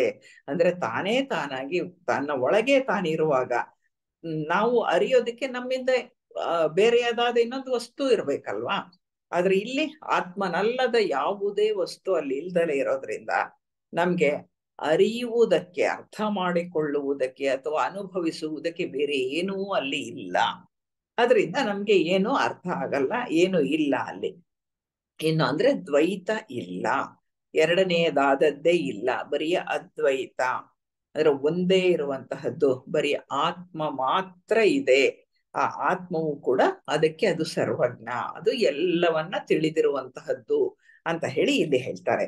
ಅಂದ್ರೆ ತಾನೇ ತಾನಾಗಿರುವಂತಹದ್ದು, ತಾನು ಅರಿಯುವುದು ಏನೂ ಇಲ್ಲದೆ ಇರೋದ್ರಿಂದ ಅದು ಸರ್ವಜ್ಞವಾಗಿದೆ, ಎಲ್ಲವನ್ನ ತಿಳಿದಿದೆ ಅದು ಅಂತ ಹೇಳ್ತಾ, ಎಲ್ಲವನ್ನ ತಿಳಿದಿದೆ, ನಾವು ತಿಳಿಯಬೇಕಾದದ್ದು ಆ ಸ್ಥಿತಿಯಲ್ಲಿ ಏನೂ ಇರುವುದಿಲ್ಲ. ಜಾಗ ಸ್ಥಿತಿಯಲ್ಲಿ ತಿಳ್ಕೊಳ್ಳುವ ಪ್ರಯತ್ನವನ್ನ ಮಾಡ್ತೇವೆ, ಓದ್ತೇವೆ, ಬರೀತೇವೆ, ಏನೋ ಇನ್ಯಾರನೋ ಕೇಳ್ತೇವೆ, ಏನೋ ಪ್ರಶ್ನೆಗಳು ಇರತ್ತೆ, ಏನೆಲ್ಲ ವಿಷಯಗಳನ್ನ ನಾವು ಮಾಡ್ತೇವೆ, ಎಷ್ಟು ಗ್ರಂಥಗಳನ್ನು ಓದ್ತೇವೆ, ಏನೆಲ್ಲ ವ್ಯವಹಾರವನ್ನ ಮಾಡ್ತೇವೆ, ಕೇಳಿಸ್ಕೊಳ್ತೇವೆ. ಇದೆಲ್ಲ ಮಾಡೋದು ಜಾಗೃತ ಅವಸ್ಥೆಯಲ್ಲಿ. ಅಂದ್ರೆ ತಿಳಿಯಲು ನಾವಲ್ಲದ ಇನ್ನೊಂದು ವಸ್ತು ಇದೆ, ಅದರಿಂದ ಅದನ್ನ ನಾವು ಅರ್ಥ ಮಾಡ್ಕೊಳ್ಳೋ ಪ್ರಯತ್ನ ಮಾಡ್ತೀವಿ. ಆದರೆ ಗಾಢ ನಿದ್ರೆಯಲ್ಲಿ ತಿಳಿಯುವಂತಹ ವಸ್ತು ಬೇರೆ ಇಲ್ಲ, ಹಾಗಾಗಿ ನಾವು ತಿಳಿಯುವಂತಹದ್ದು ಏನೂ ಉಳಿದಿರೋದಿಲ್ಲ ಅಂತ ಹೇಳಿ ಹೇಳ್ತಾರೆ ಇಲ್ಲಿ. ಈ ಆತ್ಮ ಅವನನ್ನ ಅಂತರ್ಯಾಮಿ ಅಂತ ಹೇಳುತ್ತೆ ಈ ಶ್ಲೋಕ. ಅಂತರ್ಯಾಮಿ, ಅಂತರ್ಯಾಮಿ ಅಂದ್ರೇನು? ಎಲ್ಲದರ ಒಳಗೆ ಇರುವುದು ಅಂತ ಅರ್ಥ. ಅಂದ್ರೆ ಪ್ರತಿಯೊಂದು ವಸ್ತುವಿನ ಒಳಗೆ ಇರುವಂತಹ ಚೈತನ್ಯ ಅಂತ ಅರ್ಥ. ಅಂತರ್ಯಾಮಿ ಅಂದರೆ ಎಲ್ಲದರ ಒಳಗೆ ಇರುವಂತಹದ್ದು, ಅಂತರದಲ್ಲಿ ಇರುವಂತಹದ್ದು ಅಂತ, ಅಂತರಂಗದಲ್ಲಿ ಇರೋದು ಅಂತ, ಒಳಗೆ ಇರೋದು ಅಂತ ಅರ್ಥ. ಇಲ್ಲಿ ಆತ್ಮ ಅಂತರ್ಯಾಮಿ ಅಂತ ಹೇಳಿದಾಗ ಇದೇ ಆತ್ಮ ತನ್ನದೇ ಆದಂತಹ ಸ್ವಸ್ವರೂಪದಲ್ಲಿ ಇದ್ದುಕೊಂಡು ಎಚ್ಚರ ಮತ್ತು ಕನಸಿನ ಸ್ಥಿತಿಯಲ್ಲಿರುವ ಸಕಲ ಜೀವರಾಶಿಗಳ ಒಳಗಿರುವುದರಿಂದ ಅವನು ಅಂತರ್ಯಾಮಿ ಅಂತ ಹೇಳ್ತಾರೆ. ಅಂದ್ರೆ ಇರೋದು ಒಂದೇ ಆತ್ಮ, ಅದು ತನ್ನ ಸ್ವಸ್ವರೂಪದಲ್ಲಿಯೇ ಇರುವಂತಹದ್ದು. ಆ ಆತ್ಮ ಸ್ವಸ್ವರೂಪದಲ್ಲಿ ಇದ್ದು ಎಚ್ಚರ ಮತ್ತು ಕನಸಿನ ಸ್ಥಿತಿಯಲ್ಲಿರುವಂತಹ ಎಲ್ಲ ಜೀವರಾಶಿಗಳ ಒಳಗೂ ಅದೇ ಇರೋದು. ಅಂದ್ರೆ ಆತ್ಮ ತಾನೇ ತಾನಾಗಿದ್ದಾನೆ, ಅವನೇ ಎಚ್ಚೆತ್ತ ಸ್ಥಿತಿಯಲ್ಲೂ ಇದ್ದಾನೆ, ಮತ್ತೆ ಕನಸಿನ ಸ್ಥಿತಿಯಲ್ಲೂ ಅವನೇ ಹರಡಿಕೊಂಡಿದ್ದಾನೆ, ಬೇರೆ ಒಂದು ವಸ್ತು ಇಲ್ಲ. ಅಂದ್ರೆ ನಾವೀಗ ತಿಳ್ಕೊಂಡ್ವಿ ಅಲ್ವಾ, ಜಾಗೃತ ಅವಸ್ಥೆಗೆ ಒಂದ್ ಹೆಸರು ಕೊಟ್ವಿ, ಇದಕ್ಕೊಂದ್ ಹೆಸರು ಕೊಟ್ವಿ, ತನಿ ನಿದ್ರೆಗೆ ಒಂದ್ ಹೆಸರು ಕೊಟ್ವಿ, ಇದೆಲ್ಲ ಬೇರೆ ಬೇರೆ ಅಲ್ಲ. ಆತ್ಮನೇ ಇದ್ರಲ್ಲೆಲ್ಲವೂ ಹರಡಿಕೊಂಡಿದ್ದಾನೆ, ಸಕಲ ಜೀವರಾಶಿಗಳ ಒಳಗೆ ಅವನಿರೋದ್ರಿಂದ ಅವನನ್ನ ಅಂತರ್ಯಾಮಿ ಅಂತ ಹೇಳಿ ಕರೀತಾರೆ. ಅದಕ್ಕೆ ಹೇಗಪ್ಪ ಅರ್ಥ ಮಾಡ್ಕೊಳ್ಳೋದು? ಅಂತರ್ಯಾಮಿ ಅಂದ್ರೆ ಅರ್ಥ ಆಗ್ತಿಲ್ವಲ್ಲ ಅಂದ್ರೆ ಒಂದು ಉದಾಹರಣೆ ಕೊಡ್ಬೋದು. ಏನಪ್ಪ ಉದಾಹರಣೆ ಅಂತ ಹೇಳಿದ್ರೆ, ಒಂದು ಬೆಂಕಿ ಒಂದು ಕಡೆ ಒಂದಷ್ಟು ಇದನ್ನ ಬೆಂಕಿ ಹಚ್ಚಿದೆ ಅಂತ ಇಟ್ಕೊಳ್ಳಿ. ಬೆಂಕಿ ಅದು ತಾನೇ ತಾನಾಗಿರುವಂತಹದ್ದು, ತಾನೇ ಅದು ಹೇಗಿದೆಯೋ ಹಾಗೆ ತಾನು ಇರುವ ಹಾಗೆ ಇದ್ದುಕೊಂಡು ತನ್ನ ಹತ್ತಿರ ಯಾರಾದ್ರೂ ಬಂದ್ರೆ ಶಾಖವನ್ನ ಕೊಡುತ್ತೆ, ಹತ್ತಿರ ಹೋದ್ರೆ ಶಾಖ ಬರುತ್ತೆ, ಮತ್ತೆ ದೂರದಲ್ಲಿದ್ದಾಗ ಬೆಳಕನ್ನ ನೀಡುತ್ತೆ. ಬೆಂಕಿ ಇರೋದು ಗೊತ್ತಾಗೋದು ಹೇಗೆ? ಅಲ್ಲಿ ಬೆಳಕಿದೆ, ಹತ್ತಿರ ಹೋದಾಗ ಶಾಖ ಬರುತ್ತೆ, ಬೆಂಕಿ ಶಾಖ. ಆದ್ರೆ ಬೆಂಕಿನೇ ಬೇರೆ, ಶಾಖನೇ ಬೇರೆ, ಬೆಳಕೇ ಬೇರೆ ಅಂತ ಹೇಳಲಿಕ್ಕೆ ಸಾಧ್ಯವಾ? ಸಾಧ್ಯ ಇಲ್ಲ. ಬೆಂಕಿ ಅಂದ್ರೆ ಶಾಖವೂ ಅದೇ, ಬೆಳಕು ಅದೇ, ಬೆಂಕಿಯೂ ಅದೇ. ಬೆಂಕಿಯೇ ಶಾಖ, ಬೆಂಕಿಯೇ ಬೆಳಕು, ಬೆಂಕಿಯೇ ಅದೇ, ಎಲ್ಲವೂ ಅದರೊಳಗೆ ಇರುವಂತಹದ್ದು. ಶಾಖ ಮತ್ತು ಬೆಳಕು ಎರಡೂ ಕೂಡ ಬೆಂಕಿಗೆ ಸಂಬಂಧಪಟ್ಟಿದ್ದೆ, ಅದರ ಜೊತೆಯಲ್ಲೇ ಇರೋದು, ಅದರ ಒಳಗೆ ಇರುವಂತಹದ್ದು. ಹಾಗೆ ಈ ತನಿ ನಿದ್ರೆಯ ಸ್ಥಿತಿ, ಅಂದ್ರೆ ತನಿ ನಿದ್ರೆಯ ಸ್ಥಿತಿಯೂ ಇದೆ, ಅದರಲ್ಲಿಯೇ ಜಾಗೃತ ಸ್ಥಿತಿಯೂ ಬರುತ್ತೆ, ಅದರಲ್ಲಿಯೇ ನಮ್ಗೆ ಕನಸಿನ ಸ್ಥಿತಿ ಕೂಡ ಬರ್ತದೆ. ಇದು ಇಂತಹ ಒಂದು ಸ್ಥಿತಿ ಅಂದ್ರೆ ಈ ಗಾಢ ನಿದ್ರೆಯ ಸ್ಥಿತಿ. ಇದನ್ನ ಸರ್ವೇಶ್ವರನಾದ ಆತ್ಮ ಅಂತ ಹೇಳ್ತಾರೆ. ಆತ್ಮ ಎಲ್ಲವನ್ನ ಅರಿತಂತಹವನು ಅನ್ನೋದು ನಮ್ಗೆ ಗೊತ್ತಿದೆ. ಆದ್ರೆ ನಮ್ಮ ಈ ಒಂದು ಸ್ಥಿತಿಯಿಂದ, ಅಂದ್ರೆ ನಮ್ಮ ಈ ದೇಹಾತ್ಮ ಇನ್ನು ಪರಿಶುದ್ಧವಾಗಿ ಜೀವಾತ್ಮನಲ್ಲಿ ಸೇರಿ ಆ ಜೀವಾತ್ಮ ಪರಮಾತ್ಮನಲ್ಲಿ ಸೇರುವಂತಹ ಆ ಒಂದು ಪ್ರಕ್ರಿಯೆ, ಸಂಸರಣೆಯ ಪ್ರಕ್ರಿಯೆ ನಮ್ಮಲ್ಲಿ ನಡಿಬೇಕಾಗಿದೆ. ಅದರಿಂದ ಈ ಎಲ್ಲವೂ ಕೂಡ ಸಾಧನ, ಪ್ರಧಾನವಾದಂತಹ ಅನೇಕ ವಿಷಯಗಳನ್ನ ನಾವು ಮಾಡ್ಲಿಕ್ಕೆ ನಾವು ಪ್ರಯತ್ನವನ್ನ ಮಾಡ್ತೇವೆ. ಅದರಲ್ಲಿ ಈ ಋಷಿ ಹೇಳ್ತಾ ಇರುವಂತದ್ದು ಈ ಸ್ಥಿತಿಯಿಂದ ಮುಂದಕ್ಕೆ ನಾವು ಹೋಗ್ಬೇಕು. ಈ 3 ಸ್ಥಿತಿಗಳು ಕೂಡ ನಮ್ಮ ನಿಜವಾದಂತಹ ಸ್ಥಿತಿ ಅಲ್ಲ. ನಮ್ಮದು ಇನ್ನೊಂದು ಸ್ಥಿತಿ ಇದೆ, ಅದು 4ನೇ ಸ್ಥಿತಿ. ಆದ್ರೆ ಆ ಸ್ಥಿತಿ ಹೇಗಿದೆ ಅನ್ನೋದನ್ನ ಇನ್ನು ಮುಂದೆ ಮಾಂಡುಕ್ಯ ಋಷಿಗಳು ನಮ್ಗೆ ಹೇಳ್ತಾ ಹೋಗ್ತಾರೆ. ಅವ್ರು ಹೇಳ್ತಾರೆ ತುರಿಯದ ಬಗ್ಗೆ ನೀವು ಅರ್ಥ ಮಾಡ್ಕೊಳ್ಬೇಕು ಅಂತಾರೆ. ಅದ್ರ ಅರ್ಥ ಮಾಡ್ಕೊಳಕ್ ಅಲ್ಲಿ ಏನೂ ಇಲ್ಲ, ತಿಳಿಯೋದಕ್ಕೆ ಸಾಧ್ಯವೇ ಇಲ್ಲದಂತಹ ಒಂದು ಪರಿಸ್ಥಿತಿ ಅದು. ಅದನ್ನ ಆದಷ್ಟು ಕೂಡ ತಿಳ್ಕೊಳ್ಳುವಂತಹ ಒಂದು ಪ್ರಯತ್ನವನ್ನ ಅವರು ಶ್ಲೋಕದಲ್ಲಿ ನಮ್ಗೆ ಯಾವ ರೀತಿಯಲ್ಲಿ ನಮ್ಗೆ ತಿಳಿಸ್ಕೊಟ್ಟಿದ್ದಾರೆ. ಆ ರೀತಿಯಲ್ಲಿ ಈ 4ನೆಯ ಪಾದ, ಆತ್ಮನಿಗೆ 4 ಪಾದಗಳಿದೆ ಅಂತ ಹೇಳಿದ್ವಿ ಅಲ್ವಾ. ಆ 4ನೆಯ ಪಾದ ಅಂತ ಯಾವ್ದಿದೆ ಅದನ್ನ ತುರಿಯ ಅವಸ್ಥೆ ಅಂತ ಕರೀತಾರೆ. ಈ ತುರಿಯ ಅವಸ್ಥೆಯ ಬಗ್ಗೆ ನಾವೀಗ ಅರ್ಥ ಮಾಡ್ಕೊಳ್ಳುವಂತಹ ಒಂದು ಪ್ರಯತ್ನವನ್ನ ಮಾಡೋಣ. ಇದು 7ನೆಯ ಶ್ಲೋಕದಲ್ಲಿ ಬರುತ್ತೆ, ಮಾಂಡುಕ್ಯ ಉಪನಿಷತ್ತಿನ 7ನೆಯ ಶ್ಲೋಕ.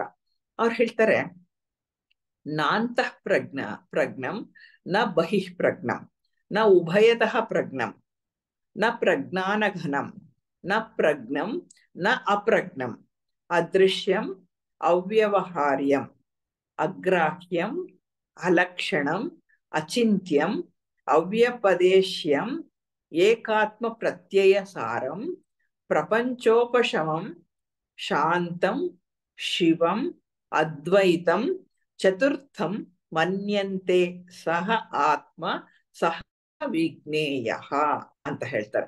ಅಂದ್ರೆ ಇದು ಅತ್ಯಂತ ಒಂದು ದೊಡ್ಡದಾದಂತಹ ಶ್ಲೋಕ. ಇಷ್ಟು ಶ್ಲೋಕದಲ್ಲಿ ಏನನ್ನ ಹೇಳಲಿಕ್ಕೆ ಪ್ರಯತ್ನ ಮಾಡ್ತಾರೆ, ಈ ಒಂದು 4ನೆಯ ಸ್ಥಿತಿಯಾದಂತಹ ತುರಿಯದ ಬಗ್ಗೆ ಅಂತ ಹೇಳಿ ನಾವು ಅದರ ಒಂಚೂರು ವಿವರಣೆಯನ್ನ ತಿಳ್ಕೊಳ್ಳುವಂತಹ ಒಂದು ಪ್ರಯತ್ನವನ್ನ ನಾವು ಮಾಡೋಣ. ಅಲ್ಲಿ ಹೇಳ್ತಾರೆ, ತುರಿಯನು ಅಂತಃಪ್ರಜ್ಞನಲ್ಲ, ಅಂದ್ರೆ ಅವನಿಗೆ ಒಳಗಿನ ಪ್ರಜ್ಞೆಯಲ್ಲಿ ಅವನು ನೆಲೆಸಿರುವವನಲ್ಲ. ಬಹಿಃಪ್ರಜ್ಞನ ಅಂದ್ರೆ ಅದು ಅಲ್ಲ, ಅಂತಃಪ್ರಜ್ಞನೂ ಅಲ್ಲ, ಬಹಿಃಪ್ರಜ್ಞನೂ ಅಲ್ಲ. ಹೋಗ್ಲಿ, ಅಂತರಂಗದ ಪ್ರಜ್ಞೆಯೂ ಇರ್ಲಿ, ಹೊರಗಡೆ ಪ್ರಜ್ಞೆನೂ ಇರ್ಲಿ, ಅಂದ್ರೆ ಉಭಯ ಪ್ರಜ್ಞೆಯೂ ಅಲ್ವಂತೆ. ಅವನು ಅಂತಃಪ್ರಜ್ಞನೂ ಅಲ್ಲ, ಬಹಿಃಪ್ರಜ್ಞನೂ ಅಲ್ಲ, ಉಭಯ ಪ್ರಜ್ಞನೂ ಅಲ್ಲ, ಮತ್ತೆ ಪ್ರಜ್ಞಾನ ಘನನೂ ಅಲ್ಲ. ಪ್ರಜ್ಞಾನ ಘನ ಅಂದ್ರೆ ನಾವು ತಿಳ್ಕೊಂಡ್ವಿ ಅಲ್ವಾ, ಒಂದು ಗಾಢ ನಿದ್ರೆಯ ಸ್ಥಿತಿಯಲ್ಲಿ ನಮ್ಮ ಪ್ರಜ್ಞೆ ಘನವಾಗಿ ಇರತ್ತೆ, ಒಂದೇ ಕಡೆ ಇರತ್ತೆ, ಅದು ಚಲಿಸೋದಿಲ್ಲ, ಅದರಿಂದ ನಮ್ಗೆ ಯಾವ ಅನುಭವನೂ ಆಗಲ್ಲ ಅನ್ನೋದು ನಾವು ತಿಳ್ಕೊಂಡ್ವಿ. ಹಾಗೆ ಅದು ಪ್ರಜ್ಞಾನ ಘನನಲ್ಲ, ಪ್ರಜ್ಞನಲ್ಲ, ಅಪ್ರಜ್ಞನೂ ಅಲ್ಲ. ಪ್ರಜ್ಞೆನ ಬರೀ ಪ್ರಜ್ಞೆಯ ಅದು ಅಂದ್ರೆ ಅದು ಅಲ್ಲ, ಪ್ರಜ್ಞೆ ಇಲ್ಲದ ಸ್ಥಿತಿಯ ಅಂದ್ರೆ ಅದು ಅಲ್ಲ. ಅದೃಶ್ಯನು, ವ್ಯವಹಾರಕ್ಕೆ ನಿಲುಕದವನು, ಹಿಡಿಯುವುದಕ್ಕೆ ಆಗದವನು, ಲಕ್ಷಣ ರಹಿತನು, ಚಿಂತಿಸಲು ಆಗದವನು ಅಂತಾರೆ. ಅಂದ್ರೆ ನೀವ್ ಯಾವುದೇ ಇದರಿಂದ ಆಲೋಚನೆಯನ್ನ ಮಾಡಿ ಈ ಸ್ಥಿತಿಯನ್ನ ತಿಳ್ಕೊಳ್ಳಿಕ್ಕೆ ಸಾಧ್ಯವಿಲ್ಲ ಅಂತ ಹೇಳ್ತಾರೆ. ಆ ಯೋಚನೆ ಮಾಡಿ ಅರ್ಥ ಮಾಡ್ಕೊಳಕ್ ಆಗದೇ ಇರುವಂತಹ ಸ್ಥಿತಿ ಅಂತಾರೆ. ಶಬ್ದದಿಂದ ನಿರ್ದೇಶಿಸಲ್ಪಡದವನು, ಅಂದ್ರೆ ಯಾವುದೇ ಒಂದು ಶಬ್ದವನ್ನ ಹೇಳಿ ಇದು ಹೀಗೆ, ಇದು ಇಂಥದ್ದು ಅಂತ ಹೇಳ್ತೀವಲ್ವಾ ನಾವು, ಅದರಿಂದನೂ ಆಗಲ್ಲ ಅಂತ ಹೇಳ್ತಾರೆ. ಏಕಾತ್ಮ ಪ್ರತ್ಯಯ ಸಾರ, ಪ್ರಪಂಚ ಶಮನ, ಪ್ರಪಂಚೋಪಶಮನ, ಮತ್ತೆ ಶಾಂತ, ಶಿವ, ಅದ್ವೈತ, ಅವನನ್ನ ತುರಿಯ ಅಂತ ಕರೀತಾರೆ ಅಂತ ಹೇಳ್ತಾರೆ. ಅವನೇ ಆತ್ಮ, ಅವನನ್ನ ಅರ್ಥ ಮಾಡ್ಕೊಳ್ಬೇಕು ಅಂತ ಹೇಳ್ತಾರೆ. ಅಂದ್ರೆ ಆತ್ಮನನ್ನ ಅರ್ಥ ಮಾಡಿಕೊಳ್ಳುವ ಸ್ಥಿತಿಗೆ ಮಾಂಡುಕ್ಯ ಋಷಿಗಳು ನಮ್ಮನ್ನ ಕರ್ಕೊಂಡು ಹೋಗ್ತಾ ಇದ್ದಾರೆ. ಆ 3 ಸ್ಥಿತಿಗಳಿತ್ತಲ್ಲ, ಅದು ಬರೀ ನಿನ್ನ ಸ್ಥಿತಿ ಅಷ್ಟೇ, ಅದರಲ್ಲಿರುವುದು ನಿನ್ನ ಆತ್ಮವೇ ಹರಿದಾಡ್ತಾ ಇದೆ ಆ 3ರಲ್ಲೂ. ಆದರೆ ಈ 3 ಸ್ಥಿತಿಯನ್ನಲ್ಲ ನೀ ತಿಳಿಬೇಕಾಗಿರೋದು, ಅವುಗಳನ್ನ ತಿಳಿದು ಅವುಗಳನ್ನ ಮೀರಿ ನೀನ್ ತಿಳಿಬೇಕಾಗಿರುವುದು ಈ ಸ್ಥಿತಿಯನ್ನ, ತುರಿಯದ ಅವಸ್ಥೆಯನ್ನ, ತುರಿಯ ಸ್ಥಿತಿಯನ್ನ ನೀನ್ ತಿಳ್ಕೊಳ್ಳೇಬೇಕು ಅಂತ ಹೇಳಿ ಋಷಿಗಳು ನಮ್ಗೆ ಹೇಳ್ತಾ ಇದ್ದಾರೆ. ಈ ಶ್ಲೋಕದಲ್ಲಿ ತುರಿಯ ಅಂದ್ರೆ ಹೇಗಿದೆ ಅಂತ ವರ್ಣಿಸ್ತಾರೆ. ಅದನ್ನ ವರ್ಣಿಸ್ಲಿಕ್ಕೆ ಆಗಲ್ಲ, ಅದರಿಂದ ಅವರು ಏನೇನು ಅಲ್ಲ ಅಂತ ಹೇಳ್ತಾರೆ. ಯಾಕೆಂದ್ರೆ ಸಾಮಾನ್ಯವಾಗಿ ಸತ್ಯವನ್ನ ಇದು ಸತ್ಯ ಅಂತ ಹೇಳಲಿಕ್ಕಾಗಲ್ಲ. ಅವಾಗ ಏನ್ ಮಾಡ್ತಾರೆ, ನೇತಿ ನೇತಿ ನೇತಿ ಅಂತ ಹೋಗ್ತಾರೆ. ಈಗ ನಮ್ಗಾಗ್ಲಿ ನೀನೇನು ಅಂತ ಹೇಳಿದಾಗ ನಾವೇನ್ ಮಾಡ್ತೀವಿ ಅಂದ್ರೆ, ನಾನು ನನ್ನ ಶರೀರ ಅಲ್ಲ, ಯಾಕೆಂದ್ರೆ ಅದು ಶರೀರಕ್ಕೆ ಬದಲಾವಣೆ ಇದೆ, ಮತ್ತೆ ಹುಟ್ಟಿದೆ, ಸಾವಿದೆ, ಅದರಿಂದ ಅನಂತವಾಗಿರುವಂತಹದ್ದು ಅದಲ್ಲ. ಅದರಿಂದ ಬರೀ ನನ್ನ ಶರೀರ ಮಾತ್ರವೇ ನನ್ನ ಆತ್ಮನಲ್ಲ ಅಂತ ನಮಗೆ ಗೊತ್ತು. ಹಾಗೆ ನಾವು ಒಂದೊಂದನ್ನೇ ಬಿಡ್ತಾ ಬಿಡ್ತಾ ಇದಲ್ಲ ಇದಲ್ಲ ಇದಲ್ಲ ಅಂತ ನಾವು ಹೋಗ್ತೀವಿ. ಎಲ್ಲಿವರೆಗೆ ತಲುಪ್ತೀವಿ ಅಂದ್ರೆ ತುರಿಯದವರೆಗೆ ತಲುಪಬೇಕಾಗಿದೆ ನಾವು. ಹಾಗೆ ಇಲ್ಲಿ ಹೇಳ್ತಾರೆ, ತುರಿಯದ ಸ್ಥಿತಿಯನ್ನ ವಿವರಿಸ್ತಾ ಈ ತುರಿಯನಲ್ಲಿ ನಾವು ಅರ್ಥ ಮಾಡ್ಕೊಳ್ಬೇಕಾದ್ರೆ ಇದಲ್ಲ ಇದಲ್ಲ ಅಂತಾನೆ ಹೋಗ್ಬೇಕಾಗತ್ತೆ ಹೊರತು ಇದು ಹೌದು ಅಂತ ಹೇಳಲಿಕ್ಕೆ ಸಾಧ್ಯವಿಲ್ಲ. ಯಾವುದು ಅಲ್ಲ ಅನ್ನೋದನ್ನ ತಿಳ್ಕೊಂಡಾಗ ಅಲ್ಲಿ ಏನು ಉಳಿದಿರತ್ತೆ ಅದೇ ಇದಾಗಿರತ್ತೆ. ಹಾಗಾಗಿ ನಾನಲ್ಲ ಇದಲ್ಲ ಇದಲ್ಲ ಅಂತ ಹೋಗ್ತಾ ಇದ್ದಾರೆ ಇಲ್ಲಿ. ಅದನ್ನ ಹೇಳ್ತಾರೆ, ತುರಿಯ ಯಾವುದು ಅಂತ ಹೇಳಿ ಅವನನ್ನ ತಿಳಿಬೇಕಾದ್ರೆ ನಾವು ನೇತಿ ಅಂತ ಹೇಳಿ ಅದ್ರ ಮುಖಾಂತರ ಹೋಗ್ಬೇಕಾಗತ್ತೆ. ಅವನನ್ನ ಆತ್ಮ, ಅವನನ್ನ ಅರ್ಥ ಮಾಡ್ಕೋಬೇಕು ಅಂತ ಹೇಳ್ತಾರೆ. ಈ ಶ್ಲೋಕದಲ್ಲಿ ತುರಿಯದ ಸ್ಥಿತಿಯನ್ನ ವಿವರಿಸ್ತಾ ಅವ್ರು ಹೇಳ್ತಾರೆ, ಇದು ಆತ್ಮನ 4ನೆಯ ಅವಸ್ಥೆ ಅಂತಾರೆ. 4ನೇದು ಅಂದ್ರೆ ಸಪರೇಟ್ ಕಂಪಾರ್ಟ್ಮೆಂಟ್ ಅಲ್ಲ. ಜಾಗೃತ ಅವಸ್ಥೆ ಸಪರೇಟ್ ಕಂಪಾರ್ಟ್ಮೆಂಟ್. ಜಾಗೃತ ಅವಸ್ಥೆಯಲ್ಲಿ ಕನಸು ಬೀಳೋದಿಲ್ಲ. ಕನಸಿನ ಅವಸ್ಥೆಯಲ್ಲಿ ಎಚ್ಚರವಾಗಿರೋಕ್ಕಾಗಲ್ಲ, ಅಥವಾ ಗಾಢ ನಿದ್ರೆ ಬರಲ್ಲ. ಗಾಢ ನಿದ್ರೆಯಲ್ಲಿ ಇವೆರಡೂ ಇರೋದಿಲ್ಲ. ಜಾಗೃತ ಅವಸ್ಥೆನೂ ಇರೋದಿಲ್ಲ, ಸ್ವಪ್ನವೂ ಇರೋದಿಲ್ಲ. ಅಂದ್ರೆ ಅದು 3 ಕಂಪಾರ್ಟ್ಮೆಂಟ್ಸ್ ಆಯ್ತು. ಆದ್ರೆ ಈ ತುರಿಯ ಅಂದ್ರೆ ಏನು, 4ನೇ ಕಂಪಾರ್ಟ್ಮೆಂಟ್ ಅಂದ್ರೆ ಅಲ್ಲ. ಅವ್ರು ಹೇಳ್ತಾರೆ, ಇದು ಉಳಿದ 3 ಅವಸ್ಥೆಗಳಿಗೆ ಹಿನ್ನೆಲೆಯಾಗಿ ಇರುವಂತಹದ್ದು ಅಂತ ಹೇಳ್ತಾರೆ. ಎಲ್ಲ ಅವಸ್ಥೆಗಳು ನಡೆಯೋದೆಲ್ಲಿ ಅಂದ್ರೆ ಈ ತುರಿಯದ ಮೇಲೆ ನಡೆಯುತ್ತೆ. ತುರಿಯ ಅವಸ್ಥೆ ಅದೇ ಹಿನ್ನೆಲೆಯಲ್ಲಿರುವಂತಹದ್ದು. ಇದು ಸಾಕ್ಷೀಭೂತವಾಗಿರುತ್ತೆ. ತುರಿಯ ಅವಸ್ಥೆ ಸದಾಕಾಲ ಸಾಕ್ಷೀಭೂತವಾಗಿರುತ್ತೆ. ಇದಿಲ್ದಲೆ ಯಾವುದೇ ಅವಸ್ಥೆ ಇರ್ಲಿಕ್ಕೆ ಸಾಧ್ಯವಿಲ್ಲ, ಯಾವುದೇ ಅವಸ್ಥೆ ಇರ್ಲಿಕ್ಕೆ ಆಗಲ್ಲ. ಅದರಿಂದ ವೈಶ್ವಾನರನೂ ಅಲ್ಲ, ತೈಜಸನೂ ಅಲ್ಲ, ಪ್ರಾಜ್ಞನೂ ಅಲ್ಲ. ಆ 3 ಅಲ್ಲದೆ ಇರುವಂತಹ ಒಂದು ಸ್ಥಿತಿ ಏನಿದೆ ಅದು ನಮ್ಮ ನಿಜ ಸ್ವರೂಪ, ಅದು ನಿಜ ಸ್ವಸ್ವರೂಪ ಅಂತ ನಾವೇನ್ ಹೇಳ್ಬಹುದು, ಅದು ಈ ಸ್ಥಿತಿಯನ್ನ ಹೇಳ್ತಾರೆ ಅಂತಃ ಪ್ರಜ್ಞನಲ್ಲ ಅಂತಾರೆ. ಅಂದ್ರೆ ಕನಸಿನಲ್ಲಿ ಹೋಗ್ಲಿ, ನಮ್ ಕನಸಿನಲ್ಲಾದ್ರೂ ನಾವು ದೇವ್ರ ಕಂಡ್ಬಿಡ್ತಾ ಅಂತಂದ್ರ ಕನಸಿನಲ್ಲೂ ಈ ಸ್ಥಿತಿಯನ್ನ ತಿಳಿಲಿಕ್ಕೆ ಆಗಲ್ಲ. ಅಂತಃ ಪ್ರಜ್ಞನಲ್ಲ, ಅಂತಃ ಪ್ರಜ್ಞೆಯಿಂದ ನಾವು ನೋಡ್ಲಿಕ್ಕೆ ಸಾಧ್ಯವಿಲ್ಲ. ಬಹಿಃಪ್ರಜ್ಞನೂ ಅಲ್ಲ, ಅಂದ್ರೆ ಹೊರಗಿನ ಪ್ರಜ್ಞೆ ಸ್ವರೂಪವೂ ಅಲ್ಲ. ಅಂದ್ರೆ ಜಾಗೃತ ಸ್ಥಿತಿಯಲ್ಲಿ ನಿನ್ನನ್ನ ಅರ್ಥ ಮಾಡ್ಕೊಳ್ತೇನೆ, ನಿನ್ನನ್ನ ನೋಡ್ತೇನೆ ಅಂತ ತುರಿಯಾವಸ್ಥೆಯನ್ನ ನೋಡ್ತೇನೆ ಅಂದ್ರೆ ಅದು ಸಾಧ್ಯವಿಲ್ಲ. ಯಾಕೆಂದ್ರೆ ಅದು ಜಾಗೃತ ಪ್ರಜ್ಞೆಯ ಮೀರಿದಂತಹದ್ದು. ಹೊರಗಿನ ಪ್ರಜ್ಞೆಯೂ ಅದಲ್ಲ, ಅಂದ್ರೆ ಎಚ್ಚರದ ಸ್ಥಿತಿಯಲ್ಲಿಯೂ ಅಲ್ಲ. ಹೊರಗಿನ ವಸ್ತುಗಳನ್ನ ನೋಡೋದಿಕ್ಕೆ ನಮ್ಮ ಗಮನವನ್ನ ಹೊರಗೆ ತಿರುಗಿಸ್ಬೇಕಾಗತ್ತಲ್ವಾ. ತುರಿಯಾದಲ್ಲಿ ಹಾಗಿಲ್ಲ. ತುರಿಯಾವಸ್ಥೆಯಲ್ಲಿದ್ದಾಗ ಯಾವುದೂ ಅಲ್ಲ, ಅಂದ್ರೆ ನಾವು ಹೊರಗಿನ ನಮ್ಮ ಪ್ರಜ್ಞೆಯನ್ನ ಹೊರಕ್ಕೂ ತಿರುಗಿಸಕ್ಕಾಗಲ್ಲ. ಅದರ ಅಂತರಂಗಕ್ಕೆ ಹೋಗಿ ನೋಡ್ತೀನಿ, ನನ್ನ ಒಳಗೆ ತಿರುಗಿಸ್ತೀನಿ ಪ್ರಜ್ಞೆಯನ್ನ, ಅಲ್ಲಿ ಕಾಣುತ್ತೆ ಇದು ಅಂದ್ರೆ ಇಲ್ಲ. ಅಂತ ಬಹಿ ಎರಡು ಇಲ್ಲದಂತಹ ಒಂದು ಸ್ಥಿತಿ. ಅಂದ್ರೆ ಎರಡೂ ಅಲ್ಲ. ತುರಿಯಾದಲ್ಲಿ ಏನೂ ಇಲ್ಲ. ನಮ್ಮ ಗಮನ ಹೊರಗಿದೆ ಅಂತಾನೂ ಇಲ್ಲ, ಒಳಗಿದೆ ಅಂತಾನೂ ಇಲ್ಲ. ಎರಡೂ ಅಲ್ಲ. ಅಂದ್ರೆ ಎಚ್ಚರವೂ ಅಲ್ಲ, ಕನಸು ಅಲ್ಲ, ಪ್ರಜ್ಞಾನ ಘನನೂ ಅಲ್ಲ. ಇದು ಸುಪ್ತ ಸ್ಥಿತಿಯೋ ಸುಷುಪ್ತಿಯ ಸ್ಥಿತಿಯೋ ಅಲ್ಲ. ಇದು ಎಲ್ಲಕ್ಕೂ ಮೀರಿದಂತಹ ಒಂದು ಸ್ಥಿತಿ ಅಂತ ಹೇಳ್ತಾರೆ. ಯಾವ ಸ್ಥಿತಿಗಾಗಿ ನಾವೆಲ್ಲರೂ ಬಯಸ್ತೇವೆಯೋ ಆ ಸ್ಥಿತಿ ಇದೇನೆ ತುರಿಯದ ಅವಸ್ಥೆ. ನಾವು ಹೇಗೆ ಬಯಸ್ತೀವಿ ಅನ್ನೋದು ಕೂಡ ನಮ್ಗೆ ಅರ್ಥ ಆಗ್ತಾ ಹೋಗತ್ತೆ. ಅದನ್ನ ಹೇಗೆ ಯಾವ ರೀತಿ ತಲುಪಬೇಕು ಅನ್ನೋಕೆ ಅನೇಕ ವಿಷಯಗಳನ್ನ ಕೊಟ್ಟಿದ್ದಾರೆ. ಬೇಕಾದಷ್ಟು ಸಾಧನ ಪ್ರಧಾನ ಗ್ರಂಥಗಳಿವೆ. ಅದರ ಮುಖಾಂತರ ಈ ಒಂದು ಸ್ಥಿತಿಯನ್ನ ತಲುಪುವಂತಹ ಒಂದು ಪ್ರಯತ್ನವನ್ನ ಮಾಡ್ಬೇಕಾಗತ್ತೆ. ಇನ್ನ ಪ್ರಜ್ಞಾನ ಘನನೂ ಅಲ್ಲ, ಅಂದ್ರೆ ಸುಷುಪ್ತಿಯ ಸ್ಥಿತಿಯೂ ಅಲ್ಲ ಅಂದಾಗ ಎಲ್ಲಕ್ಕೂ ಮೀರಿದ್ ಯಾವ್ದದು ಅಂದ್ರೆ ಅದನ್ನ ತುರಿಯ ಅಂತ ಹೇಳಿ ಕರೀತಾರೆ. ಈ ತುರಿಯಾವಸ್ಥೆ ಹೇಗಪ್ಪ ಇರುತ್ತೆ, ಅದನ್ನ ಹೇಗಪ್ಪ ವರ್ಣಿಸೋದು ಅಂತ ಹೇಳಿದ್ರೆ, ನಮ್ಮಲ್ಲಿ ಎಷ್ಟು ಸಂಸ್ಕಾರಗಳು ತುಂಬಿದೆ ಅಲ್ವಾ. ನಮ್ಮ ಕಾರಣ ಶರೀರ ಇನ್ನ ಸಂಪೂರ್ಣ ಖಾಲಿಯಾಗಿಲ್ಲ. ಆದ್ರೂ ತುಂಬಿರೋದೆಲ್ಲವೂ ಸಂಸ್ಕಾರವೇ. ಎಲ್ಲವನ್ನ ನಾವು ಅನುಭವಿಸಿ ಎಲ್ಲ ಆ ಅನುಭವಗಳನ್ನ ಒಂದು ಬಟ್ಟಿ ಸಾರ ಅದನ್ನ ಇಳಿಸಿ ಸಾರವತ್ತಾಗಿ ಮಾಡಿ ಅದನ್ನ ನಮ್ಮ ಕಾರಣ ಶರೀರದಲ್ಲಿ ತುಂಬಿಟ್ಕೊಂಡಿದ್ದೇವೆ. ಅವೆಲ್ಲವೂ ಸಂಸ್ಕಾರಗಳಾಗಿದೆ. ನಮ್ಮ ಪ್ರತಿಯೊಂದು ಕೂಡ ಈ ಸಂಸ್ಕಾರಗಳನ್ನ ಆಧರಿಸಿದೆ. ಇಲ್ಲಿ ಹೇಳ್ತಾರೆ, ಈ ಎಲ್ಲ ಸಂಸ್ಕಾರಗಳಿದೆಯಲ್ಲ ನಿಮ್ದು, ಆ ಸಂಸ್ಕಾರಗಳೆಲ್ಲ ಸೀದು ಹೋಗುತ್ತೆ ಅಂತಾರೆ. ಎಲ್ಲವೂ ಸೀದು ಹೋದ್ರೆ ಏನಾಗತ್ತೆ, ಮತ್ತೆ ಅದು ಮೊಳಕೆ ಹೊಡೆಯೋದಿಲ್ಲ, ಮತ್ತೆ ಅದು ಅಸ್ತಿತ್ವಕ್ಕೆ ಬರೋದಕ್ಕೆ ಸಾಧ್ಯವೇ ಇಲ್ಲ. ಈಗ ಒಂದು ಬೀಜ ಇದೆ ಅಂತ ಇಟ್ಕೊಳ್ಳಿ, ಮರದ ಬೀಜ ಇರ್ಬೋದು, ಗಿಡದ ಬೀಜ ಇರ್ಬೋದು, ಯಾವುದೇ ಒಂದು ಬೀಜ ಇರ್ಬೋದು.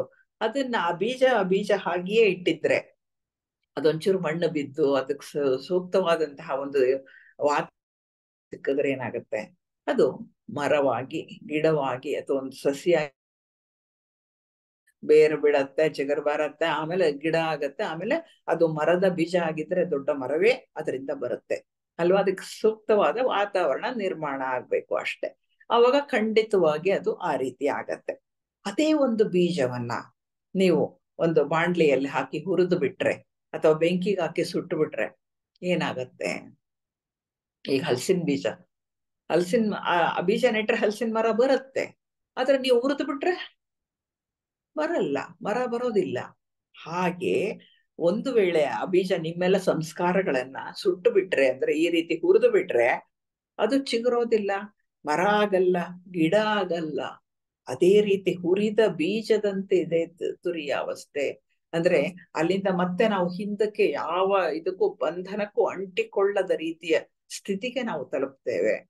ಈಗಂದ್ರೆ ಜಾಗೃತ ಅವಸ್ಥೆಯಲ್ಲೂ ಬಂಧನಕ್ಕೊಳಗಾಗಿರ್ತೇವೆ, ಕನಸಿನಲ್ಲೂ ಬಂಧನಕ್ಕೊಳಗಾಗಿರ್ತೇವೆ. ಹಾಗಾಗಿ ಯಾವುದು ಆ ಸ್ಥಿತಿ ಅಲ್ಲ. ತುರಿಯದಲ್ಲಿ ಅದು ಒಂದು ಬೀಜ, ಹುರಿದ ಬೀಜದಂತೆ ತುರಿಯ ಅವಸ್ಥೆ. ಇನ್ನು ಯಾವುದೇ ಸಂಸ್ಕಾರಗಳು ನಮ್ಮಲ್ಲಿ ಉಳಿದಿರೋದಿಲ್ಲ. ಎಲ್ಲ ಸಂಸ್ಕಾರವೂ ಕೂಡ ಪೂರ್ತಿಯಾಗಿ ನಾಶವಾಗತ್ತೆ. ಅಂದ್ರೆ ಕಾರಣ ಶರೀರ ಪೂರ್ತಿಯಾಗಿ ಆಗತ್ತೆ. ಹಾಗಾಗಿ ಒಂದು ಸಾರಿ ಈ ಹಂತಕ್ಕೆ ಹೋಗಿ ಹಿಂತಿರುಗಿದಾಗ, ಅಂದ್ರೆ ತುರಿಯಾವಸ್ಥೆಯನ್ನ ಮುಟ್ಟಿ ನಾವು ಹಿಂದಿರುಗಿ ಬಂದಾಗ, ನಾವು ಇನ್ನೆಂದೂ ಇಂದ್ರಿಯಗಳ ಬಲೆಗೆ ಬೀಳೋದಿಲ್ಲ. ಯಾವತ್ತೂ ಇನ್ನ ಇಂದ್ರಿಯಗಳ ಬಲೆಗೆ ಬೀಳಲ್ಲ. ಯಾವುದೇ ಮೋಹ ನಮ್ಗೆ ಅಂಟೋದಿಲ್ಲ, ಯಾವುದೇ ಬಂಧನ ನಮಗಿರೋದಿಲ್ಲ. ಈ ಪ್ರಪಂಚದಲ್ಲಿ ಜೀವನ ಮಾಡ್ತಿರಬಹುದು. ಹೇಗಿರ್ತಾರೆ ಅಂತ ಹೇಳಿದ್ರೆ, ಜೀವನ್ಮುಕ್ತರು ಹೇಗಿದ್ದಾರೆ ಅದೇ ರೀತಿ ಇರ್ತಾರೆ. ಅಂದ್ರೆ ಅವರು ಸಂಪೂರ್ಣವಾಗಿ ಬದಲಾಗಿರ್ತಾರೆ. ತುರಿಯಕ್ಕೆ ಹೋಗಿ ಮುಟ್ಟಿ ಹಿಂದೆ ಬಂದರೆ ಈ ರೀತಿಯ ಒಂದು ಸ್ಥಿತಿಯಲ್ಲಿ ಅವರು ಇರ್ತಾರೆ. ಒಂದು ಸಾರಿ ಈ ಹಂತಕ್ಕೆ ಹೋಗಿ ಹಿಂತಿರುಗಿ ಬಂದಾಗ ಇನ್ನೆಂದೂ ಇಂದ್ರಿಯಗಳ ಬಲೆಗೆ ಬೀಳೋದಿಲ್ಲ. ಇಂದ್ರಿಯಗಳ ಬಲೆಗೆ ಬೀಳ್ಬೇಕು ಅಂದ್ರೆ ನಮ್ಮ ಮನಸ್ಸು ತುಂಬಾ ಆಕ್ಟಿವ್ ಆಗಿ ಅವುಗಳನ್ನ ಅಲ್ಲಿಗೆ ಎಳಿತಾ ಇರುತ್ತಲ್ಲ, ಆ ಸ್ಥಿತಿ ಇರೋದಿಲ್ಲ. ನಮ್ಮ ಮನಸ್ಸು ಮೌನವಾಗಿ ಶಾಂತವಾಗಿ ಬಿಡುತ್ತೆ. ಚಿತ್ತದ ವೃತ್ತಿಗಳೆಲ್ಲವೂ ಕೂಡ ನಾಶವಾಗಿ ಬಿಡುತ್ತೆ. ಆವಾಗ ಏನಾಗಿರುತ್ತೆ ಅಂತ ಹೇಳಿದ್ರೆ, ನಮ್ಮ ದೇಹಾತ್ಮ ಸಂಪೂರ್ಣ ಪರಿಶುದ್ಧವಾಗಿದೆ. ಅಂದ್ರೆ ನಮ್ಮ ಸ್ಥೂಲ ದೇಹವೂ ಪರಿಶುದ್ಧವಾಗಿದೆ, ಕಾಮದೇಹವೂ ಪರಿಶುದ್ಧವಾಗಿದೆ, ಕೆಳ ಮನಸ್ಸು ಪರಿಶುದ್ಧವಾಗಿದೆ. ಅಂದ್ರೆ ಚಿತ್ತದ ವೃತ್ತಿಗಳು ಸಂಪೂರ್ಣವಾಗಿ ನಾಶವಾಗಿದೆ. ಯಾವುದೇ ರೀತಿಯ ಒಂದು ಚಿತ್ತದ ವೃತ್ತಿಗಳು ಇಲ್ಲಿ ಇಲ್ಲ. ಆ ರೀತಿಯ ಸ್ಥಿತಿಯಲ್ಲಿ ನಾವಿದ್ದೇವೆ. ಹೀಗಿದ್ದಾಗ ಏನಾಗತ್ತೆ ಅಂದ್ರೆ, ದೇಹಾತ್ಮ ಪರಿಶುದ್ಧವಾದಾಗ ಅದು ದೇಹಾತ್ಮ ಉನ್ನತಾತ್ಮಕ್ಕೆ ಅದು ಅಡಿಯಾಳಾಗಿರುತ್ತೆ. ಅಂದ್ರೆ ಯಾವ ಕೆಲಸಕ್ಕಾಗಿ ನಮ್ಮ ಉನ್ನತಾತ್ಮ ಇಲ್ಲಿ ಇದ್ದಾನೋ ಆ ಕೆಲಸವನ್ನ ನಮ್ಮ ದೇಹಾತ್ಮ ಕೈಗೆತ್ಕೊಳ್ತಾನೆ. ಉನ್ನತಾತ್ಮನ ಅಣತಿಯಂತೆ, ಅವನ ಅಪ್ಪಣೆಯಂತೆ, ಅಂದ್ರೆ ಅವನಿಗೆ ಸಂಪೂರ್ಣ ಶರಣಾಗಿ ಅವನು ಹೇಳಿದಂತಹ ಕೆಲಸವನ್ನ ನಮ್ಮ ದೇಹಾತ್ಮ ಮಾಡ್ಲಿಕ್ಕೆ ತಯಾರಾಗಿರುತ್ತೆ. ಆ ಸ್ಥಿತಿಗೆ ನಾವು ಬಂದಿರ್ತೇವೆ. ಕೆಳ ಮನಸ್ಸಿನ ಹಂತಕ್ಕೆ ನಾವು ಬರೋದೇ ಇಲ್ಲ. ಅತ್ಯಂತ ಪರಿಶುದ್ಧರಾಗಿರ್ತೇವೆ. ನಮ್ಮ ಪ್ರಜ್ಞೆ ಏನಿದ್ರು ಉನ್ನತ ಮನಸ್ಸು, ಬುದ್ಧಿ ಪ್ರಜ್ಞೆ ಹಾಗೂ ಆತ್ಮ, ಈ ಮೂರರಲ್ಲಿ ಇರುತ್ತೆ ಹೊರತು ಕೆಳಗಡೆ ಬರೋದೇ ಇಲ್ಲ. ಅದು ಅಂತಹ ಅತ್ಯಂತ ಪವಿತ್ರವಾದಂತಹ ಒಂದು ಸ್ಥಿತಿಯನ್ನ ನಾವು ತಲುಪ್ತೇವೆ ಒಂದು ಸಾರಿ ತುರಿಯ ಅವಸ್ಥೆಯನ್ನ ಭೇಟಿ ಮಾಡಿ ಬಂದ ನಂತರ. ಅದು ಈ ಒಂದು ಇದರಲ್ಲಿ ಹೇಳ್ತಾರೆ ಅವರು. ಅಂತಹ ಪರಿಪೂರ್ಣ ಸಂಪೂರ್ಣವಾದಂತಹ ಸ್ಥಿತಿಗೆ ಬರ್ತೇವೆ, ಪವಿತ್ರ ಸ್ಥಿತಿಗೆ ಬರ್ತೇವೆ, ಸಂಪೂರ್ಣ ಬದಲಾದಂತಹ ವ್ಯಕ್ತಿಗಳಾಗ್ತೇವೆ. ಮುಂಚೆ ನಾವು ಏನಿದ್ವೋ ಆ ನಾನು ಇಲ್ಲಿರೋದಿಲ್ಲ. ಯಾಕೆಂದ್ರೆ ನಾನೇ ಇರೋದಿಲ್ಲ ಅಲ್ಲಿ. ನಾನು ಅನ್ನುವುದು ಸಂಪೂರ್ಣವಾಗಿ ಹೊರಟು ಹೋಗುತ್ತೆ. ನಾನುವಿನ ಕ್ರಿಯೆ ನಡೆಯೋದಿಲ್ಲಿ ನಮ್ಮ ಕೆಳ ಮನಸ್ಸಿನಲ್ಲಿ. ಕೆಳ ಮನಸ್ಸು, ದೇಹ ಇವುಗಳಲ್ಲೇ, ಕಾಮ ಶರೀರ ಇದರಲ್ಲೇ ನಡೆಯುವಂತಹದ್ದು ನಾನು. ಆ ನಾನುವಿನ ಸ್ಥಿತಿ ಏನಾಗತ್ತೆ ಅಂದ್ರೆ ಅದು ಇಲ್ಲದಂತೆ ಆಗತ್ತೆ. ನಾನು ಇಲ್ದಲೇ ಇದ್ರೆ ಏನಾಗತ್ತೆ? ನಾನು ಅನ್ನೋದೇ ಇಲ್ಲ ಅಂತಂದ್ರೆ ಸಂಪೂರ್ಣವಾದ ಬದಲಾದ ವ್ಯಕ್ತಿ ಆಗ್ತೇವೆ ನಾವು. ಆಗ ನಮ್ಮ ಸ್ಥಿತಿ ಹೇಗಿರುತ್ತೆ ಅಂತ ಹೇಳಿದ್ರೆ ಅದು ಜೀವನ್ಮುಕ್ತನ ಸ್ಥಿತಿ ಆಗಿರುತ್ತೆ. ಅಂದ್ರೆ ಇನ್ನ ನಾನು ಅನ್ನೋದು ಹೋಗುವಾಗ ಬಹಳ ಕಾಲ ಹಿಡಿಯುತ್ತೆ. ಅಂದ್ರೆ ನಮ್ಗೆ ಸ್ವೀಕೃತ ಶಿಷ್ಯನಾಗಿ, ಮೊದಲನೇ ದೀಕ್ಷೆ ಆಗಿ, ಎರಡನೇ ದೀಕ್ಷೆ ಆಗಿ, ಮೂರನೇ ದೀಕ್ಷೆ ಆಗಿ, ನಾಲ್ಕನೇ ದೀಕ್ಷೆ ಆಗಿ ಇತ್ತು. ಕಳೆದ ನಂತರ ನಾನು ಅನ್ನೋದು ಹೋಗೋದು ಕೊನೆಯ ದೀಕ್ಷೆಯಲ್ಲಿ, ಅಂದ್ರೆ ಐದನೇ ದೀಕ್ಷೆಯಲ್ಲಿ, ಜೀವನ್ಮುಕ್ತ ಸ್ಥಿತಿಯಲ್ಲಿ.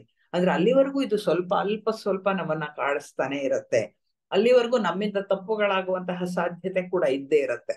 ಸ್ವಲ್ಪ ಆದ್ರೂ ತಪ್ಪುಗಳಾಗುವಂತಹ ಸಾಧ್ಯತೆ ಇರುತ್ತೆ. ಯಾಕೆಂದ್ರೆ ಅನ್ನೋದಿರುತ್ತೆ ಅಲ್ಲಿ, ನಾನು ಅನ್ನೋದು ಇನ್ನೂ ಒಂದು ಚೂರು ಉಳ್ಕೊಂಡಿರುತ್ತೆ. ಆದರೆ ಈ ಒಂದು ತುರಿಯಕ್ಕೆ ನಾವು ತಲುಪಿ ಹಿಂದೆ ಬಂದಾಗ ನಮ್ಮಲ್ಲಿ ಇದ್ಯಾವುದೂ ಆಗೋದಕ್ಕೆ ಸಾಧ್ಯ ಇಲ್ಲ. ಅಂದ್ರೆ ನಾವು ತಪ್ಪೇ ಮಾಡದಂತಹ ಒಂದು ಸ್ಥಿತಿಗೆ ಬರ್ತೇವೆ. ಅಂದ್ರೆ ಕೆಳ ಮನಸ್ಸಿನ ಆಟವೇ ಇಲ್ಲಿ ಇಲ್ಲ. ಅದು ಸಂಪೂರ್ಣವಾಗಿ ನಿರ್ಮಲವಾಗತ್ತೆ, ಪರಿಶುದ್ಧವಾಗತ್ತೆ.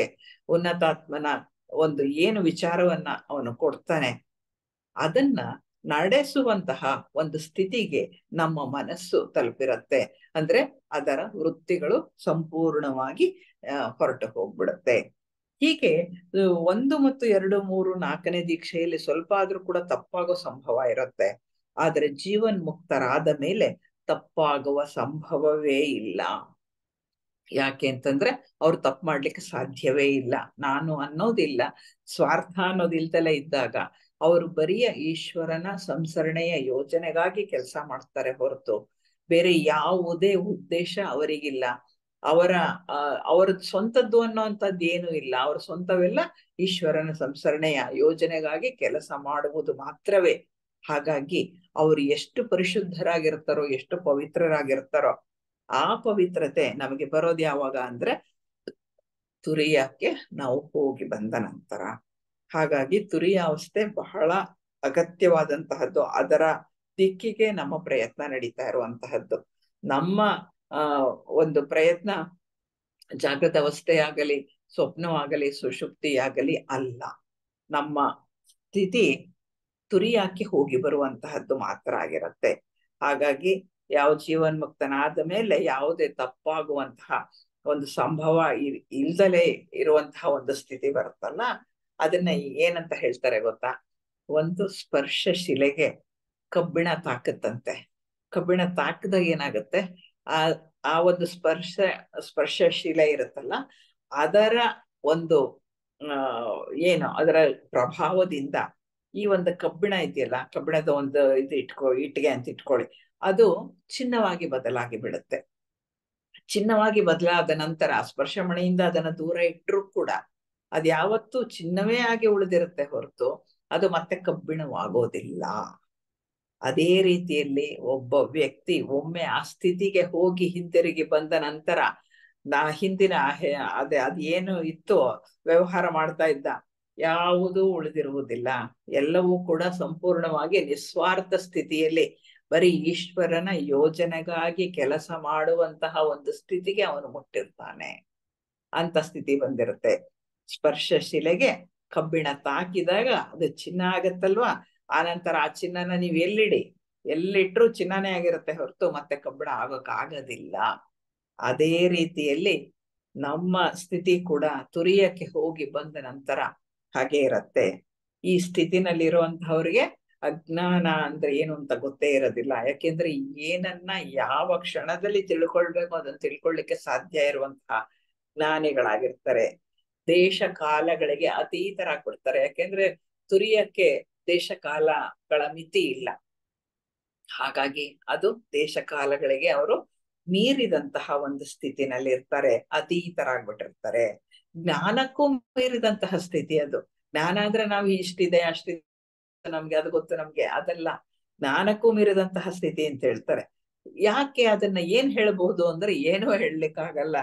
ಅದನ್ನ ಈ ಸ್ಥಿತಿ ವ್ಯವಹಾರಕ್ಕೆ ಸಿಲುಕದಂತಹ ಒಂದು ಸ್ಥಿತಿ ಅಂತ ಹೇಳ್ತಾರೆ. ವ್ಯವಹಾರಕ್ಕೆ ಸಿಕ್ಕದೇ ಇರುವಂತಹ ಒಂದು ಸ್ಥಿತಿ ಇದೆ.